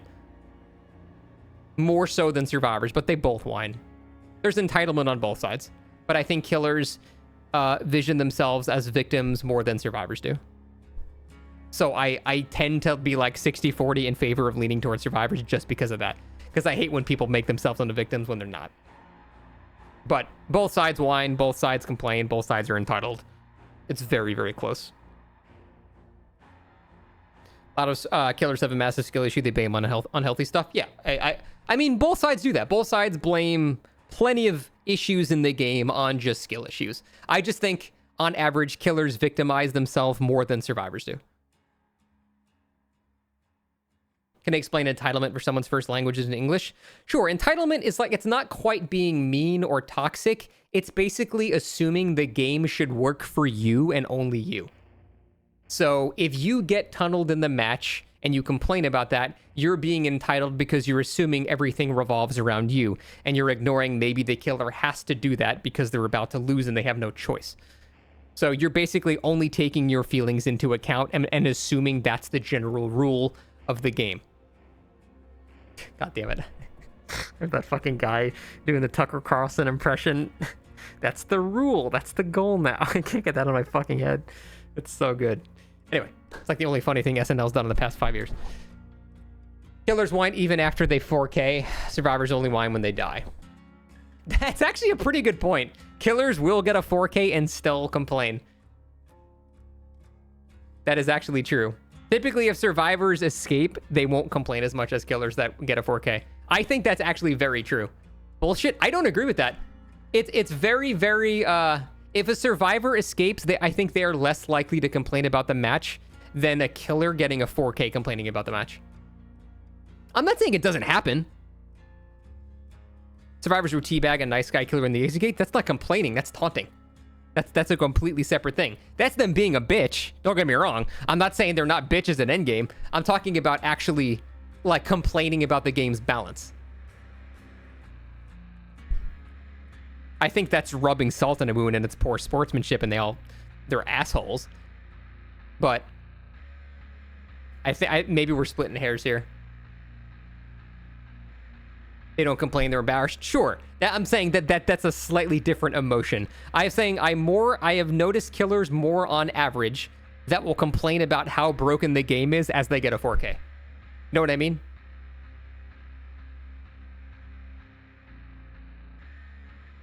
Again, just subjective, but I have noticed that more than survivors complaining when they win. And we're only able to make that comparison because that's the only way to make that comparison. If they escape, that's their win. If a killer 4Ks, they win. That's the only way I can equate the win condition. And even though it's not quite the same thing, I'm just saying, I have seen more killers complain when they get a 4K than survivors complain when they get to escape. Not saying both sides don't not do that, but in my opinion, I've noticed it more.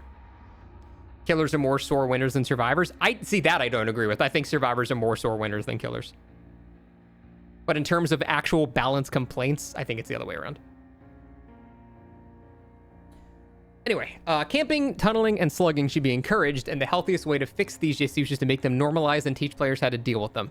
That's actually not the worst idea. I don't think they should be encouraged as the premier strategy for killer. I think they should be equally as viable as hooking other people and stuff like that. It should just be like, in this scenario, it's better to tunnel, or in this scenario, it's better to hook this other guy. It shouldn't really be like, you should always tunnel, you should always slug. It should be like, given this scenario, this one is acceptable. Given this scenario, this one's acceptable. I get this, like, there's too much nuance to, like, when those things are the correct choice. to make this like, yeah, basically not encouraged but accepted. I don't think you should teach people to tunnel and slug like it's what they should be doing. You should basically teach people that there are times to do that. And there are times, like if you're just tunneling everybody, you suck at killer. That's not even the correct way to play killer. You have to know the correct time to tunnel. And you need to know the correct time to slug. They're not just like instant wins that just, it's not like a cheat where you just win the game. A lot of times killers that over tunnel somebody will just lose because they did it. Or they slug someone at the wrong time will lose because they did it at the wrong time. I think you should teach people the correct times to do all those things, and at the same times you should teach survivors how to deal with it. So, I like half agree. Like throwing a kid in the deep end and then trying to teach him to swim. I think this is more basically saying the game should encourage tunneling and stuff like that. Kind of like how Identity V kind of like has that as their core central component. I'm just saying it shouldn't be encouraged. It should be accepted as an option. That's the best way I can summarize it. Camping, tunneling, and slugging shouldn't be encouraged. It should be an understandable option for the killer. That's it. That's all I have to say about that. The game is being increasingly harder and harder for new players to get into with increasing amount of killers and perks on both sides. Why do we still have perk tiers? Agree, I don't think perk tiers should exist. And I do think that tutorials should be way better. The tutorial in the game is just so outdated that it's just barely even a tutorial anymore. So yeah, definitely more new player resources, cannot agree more. And removing perk tiers would help a lot in terms of helping new players get perks that they need to use. The fact that this game still doesn't have a way to explore practice maps as a survivor is a disgrace. I agree. Completely agree. You should be able to play against the killer bot. They have very basic killer bots, but why can't we play against them? There's no good reason for it. I don't know that they said that, but maybe. That sounds like it could be true. Game is in survivor-sided or killer-sided. Sided towards people who... Wait, it's survivor... God, I've been reading words nonstop for 3 hours and my brain's not working anymore. Let me slow down a bit. This happens like... I've noticed it happens if I've been talking a lot nonstop for hours and hours. I stop losing the ability to form coherent sentences unless I take a break. The game isn't survivor-sided or killer-sided, but it is sided towards people who... No, it is fucked up! Okay, I'm not going insane. This is just a weird sentence. It is sided towards people who like to be mean. I thought I was going insane. They just fucking added another people. Okay. I'm fine. It's sided towards people who like to be mean. If you want to play like an asshole, it's also easy on either side. I think a lot of people have a problem associating with playing mean with something you just have to do. Like, if I am on one gen left and I haven't tunneled somebody out, I'm going to tunnel somebody out. I'm not being mean. I just have to do that. That doesn't mean I'm being mean. It's something I have to do to win. So I think there's a lot of lack of sympathy for the killer side doing things that they have to do. There's definitely, room to make fun of people that are slugging for the 4K at 5 gens with Blight. It's certainly, there's a gradient there. But people are also not understanding enough for that too. But then again, I would not say it's sided towards people who are being mean. It's sided towards whoever brings the most broken shit and wants to win the most. Your hot takes in 100 I might have to separate this into separate streams. This is too much relentless talking. I know, like, when I stream for like 4 hours or something and I'm talking the whole time, but there's breaks. There's like, I can, get chased by a killer and not talk for a minute or something like that, but this has been nonstop talking for 3 hours, so we'll go a little bit longer, but yeah, we are unfortunately not even halfway done. The fact that this game still doesn't have a way to oh, I just read that. Stupid. Why did I get scrolled up? That was weird. Comp scene is so incredibly boring to watch due to balance breaking down at high level comms play. Voice comms were banned. It'd be far more interesting to watch. I actually kind of agree with that. I wouldn't say the comp scene is unbalanced because they spent 8 years making rules to barely make it work, but I actually think that would be more fun to watch. I think if like in comp matches they couldn't use... The problem is, how would you regulate it? I guess you'd have to have everybody stream to prove that. No, because even then you could have voice channels not go there. There would be no way to prove it, unfortunately, and I think that's why they have to allow it. So, as much as I would love to see comp not have comms, because I do think it's more interesting, there would be no way to regulate that, I think. Because you could just simply have both of them not go to OBS. But other than that, it's fine. Trapper should be able to zoom to trapped victims how Houndmaster does in the Path of the Dog. I agree. Kaneki is one of the most fun killers to play against. You need to learn you need to play him to counter him more effectively. I agree. I actually think Ghoul is pretty fun. I wouldn't say he's one of the most fun. I think he's pretty fun to go against. I think a really good Ghoul still shits on you pretty frequently, but I do think Ghoul is pretty fun to go against. And I do think a lot of people don't agree with that. Said by a Ghoul mate. Nah, man, I don't even play Ghoul like at all. I do think Ghoul's pretty fun to go against. I think people just don't know how to play against him, and that's why they find him so frustrating. But he's been nerfed to the point where he's actually somewhat enjoyable to go against now. Nurse main propaganda. I would go against the Ghoul over Nurse every day. I mean, it depends on the map, but I think Ghoul's not bad. DVD is a detriment to the hunter versus killer genre practically as a monopoly due to the amount of horror movie game killers in the game. Every other game that releases, even if it plays 10 times better and is way more fun, ends up dying because in the end they end up lacking content. So because DVD has been out for way longer, it naturally has more content than any new game that releases, and because other games can't have nearly close to the amount of characters DVD has, they will always be worse off content-wise no matter how much content or how much better the game actually plays compared to DVD. My hot take and argument to this is none of the games that have come out were good. It's not due to a lack of content. They just simply don't have the depth that DBD has, even with only 4 or 5 killers or something like that. Every single game that they've tried to release does not have the depth. And I know a lot of the depth comes from learning all of the killers and stuff like that, but I'm talking about the core gameplay loop itself. I don't think VHS... See, I never played VHS, so I can't comment on that. VHS was a problem in that they only let a couple of people in, and then when they opened the beta up more, the people that were like playing specific roles just were shitting on them so much so they didn't even bother playing anymore. I think they just kind of fucked up with that. But it's really hard to make a game that's easy to get into and hard to master, and I do think DBD is that game. But I would argue that none of the games that have come out in, attempt to dethrone DBD, none of them were as good as DBD, because if they were, people would be playing them. I think it's as simple as that. If the game was more fun than DBD, then people would play that game instead of DBD. So I kind of get what they're saying, that the licenses do carry a lot of it, but if the core gameplay isn't good enough, it doesn't matter how good or bad the game is. They just won't play it.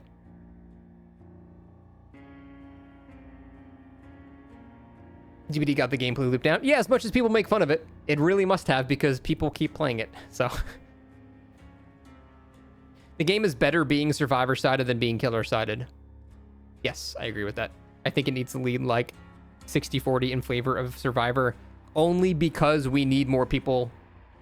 We need killer queue times to be shorter. This is a selfish opinion to have, but I want the game to lean slightly towards survivor, because it means I won't have 5-minute killer queues. That's it. Is that a good thing for me to say? Probably not. But my personal selfish opinion on that is I want the game to lean slightly survivor so my killer queues are faster. But that's probably not good for the game.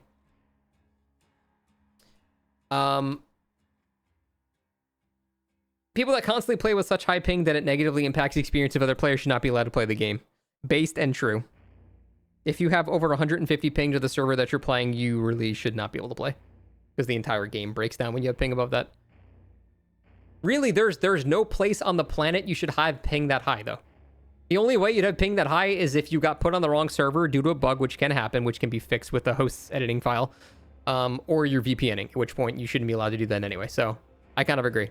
If you have consistently over 160 ping, you should not be able to play, because there's nowhere in the world where you'd have that ping unless you're specifically VPNing to go there, or you're on the wrong server, which you can fix. So, with the various game modes DBD has, even if the repeats behavior, should add a perkless game mode to the game where killers don't use perks or add-ons, survivors can't use perks or add-ons. That way people shut up about them playing against perks, not people. And it's basically Chaos Shuffle. 9 times out of 10, you're getting dog shit, diarrhea, and ass on Chaos Shuffle, so. God hate Africa confirmed. I'm pretty sure I've seen people from South Africa still have over or less than 150 ping. Yeah, I mean, to me, that's basically just Chaos Shuffle. Okay, fine. Make the minimum 200 to account for that. Chaos Shuffle's RNG, you get people with perks versus people with no perks. I mean, I guess. I think no perks versus no perks would be boring. I think that'd be boring. Are you going insane? 150 isn't even that high. You get that higher from UK to NA. Please stop doing that. You are ruining the game for everybody else. Like, legitimately, please stop. 150 ping on killer is extremely high, to the point where your ability to loop doesn't really matter anymore. You have to just pre-drop every pallet. It's very, very bad. Please stop doing that. Oh, not about DBD. All right. Maybe for other games that have better lag interpolation or whatever, but for DBD, that's very, very bad. I don't know. I think Perkless would be kind of boring. I prefer Chaos Shuffle, honestly. When you immediately bring back all of Bubba's human face... Oh, this is actually a hot take. Bring back all of Bubba's human face max and give him even more unique ones. It was cowardly and pathetic to get rid of them in the first place. So this was the classic example of a few fucking assholes ruining a relatively harmless thing for everybody. And the question is whether or not adding them back would change anything. So to me, just because, like, if someone's racist, they're gonna be racist no matter what. If someone has something against black people or something like that, and they know that the person that they're playing is black, they're still gonna be racist. They're still gonna be a piece of shit that needs to be banned from the game. So I feel like it should be on the developers just banning people, not on removing the things from the game in general. They should just be punishing people that are doing that shit. Hell, let that be a filter. That'd be great. That'll just let us find people to ban even easier that should not be playing this game.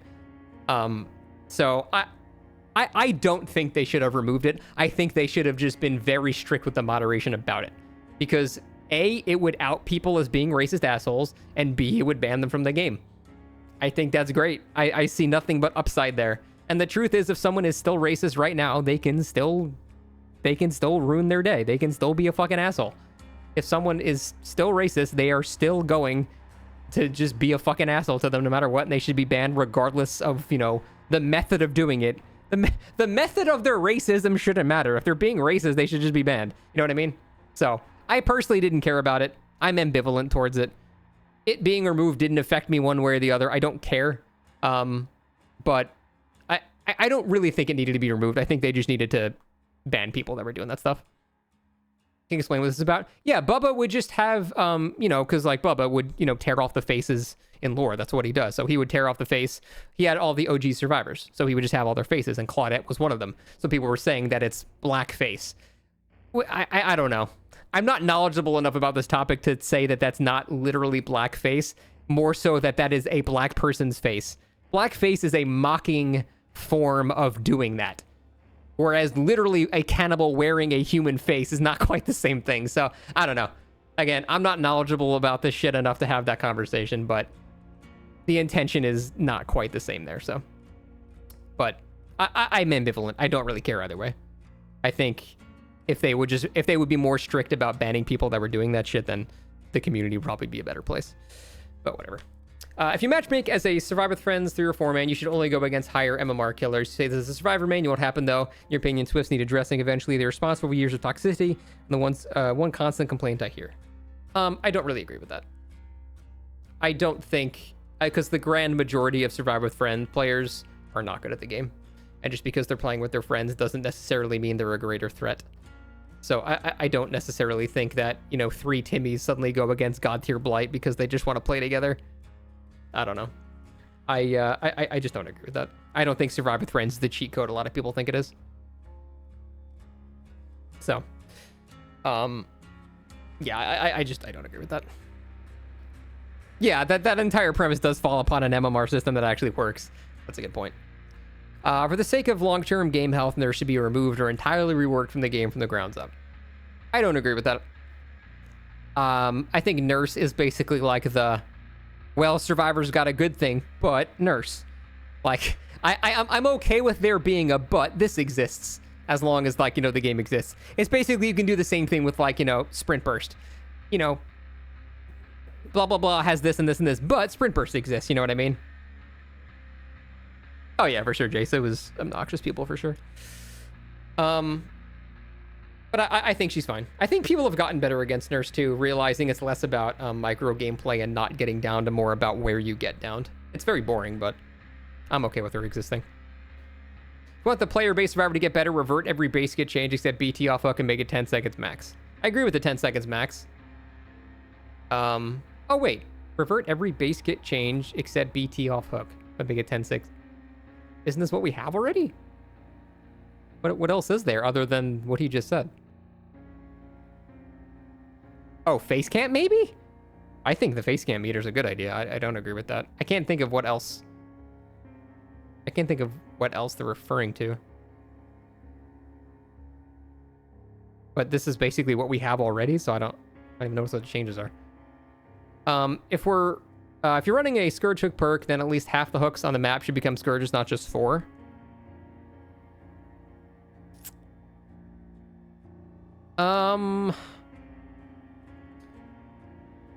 I hate Scourge Hooks. I hate them because of exactly that reason. I don't know if making half of them is a good idea. I was gonna say, I almost wish the first hook you use would just become a Scourge Hook. Or something, or like you can choose your Scourge Hooks before the map, but how would you do that? I don't know.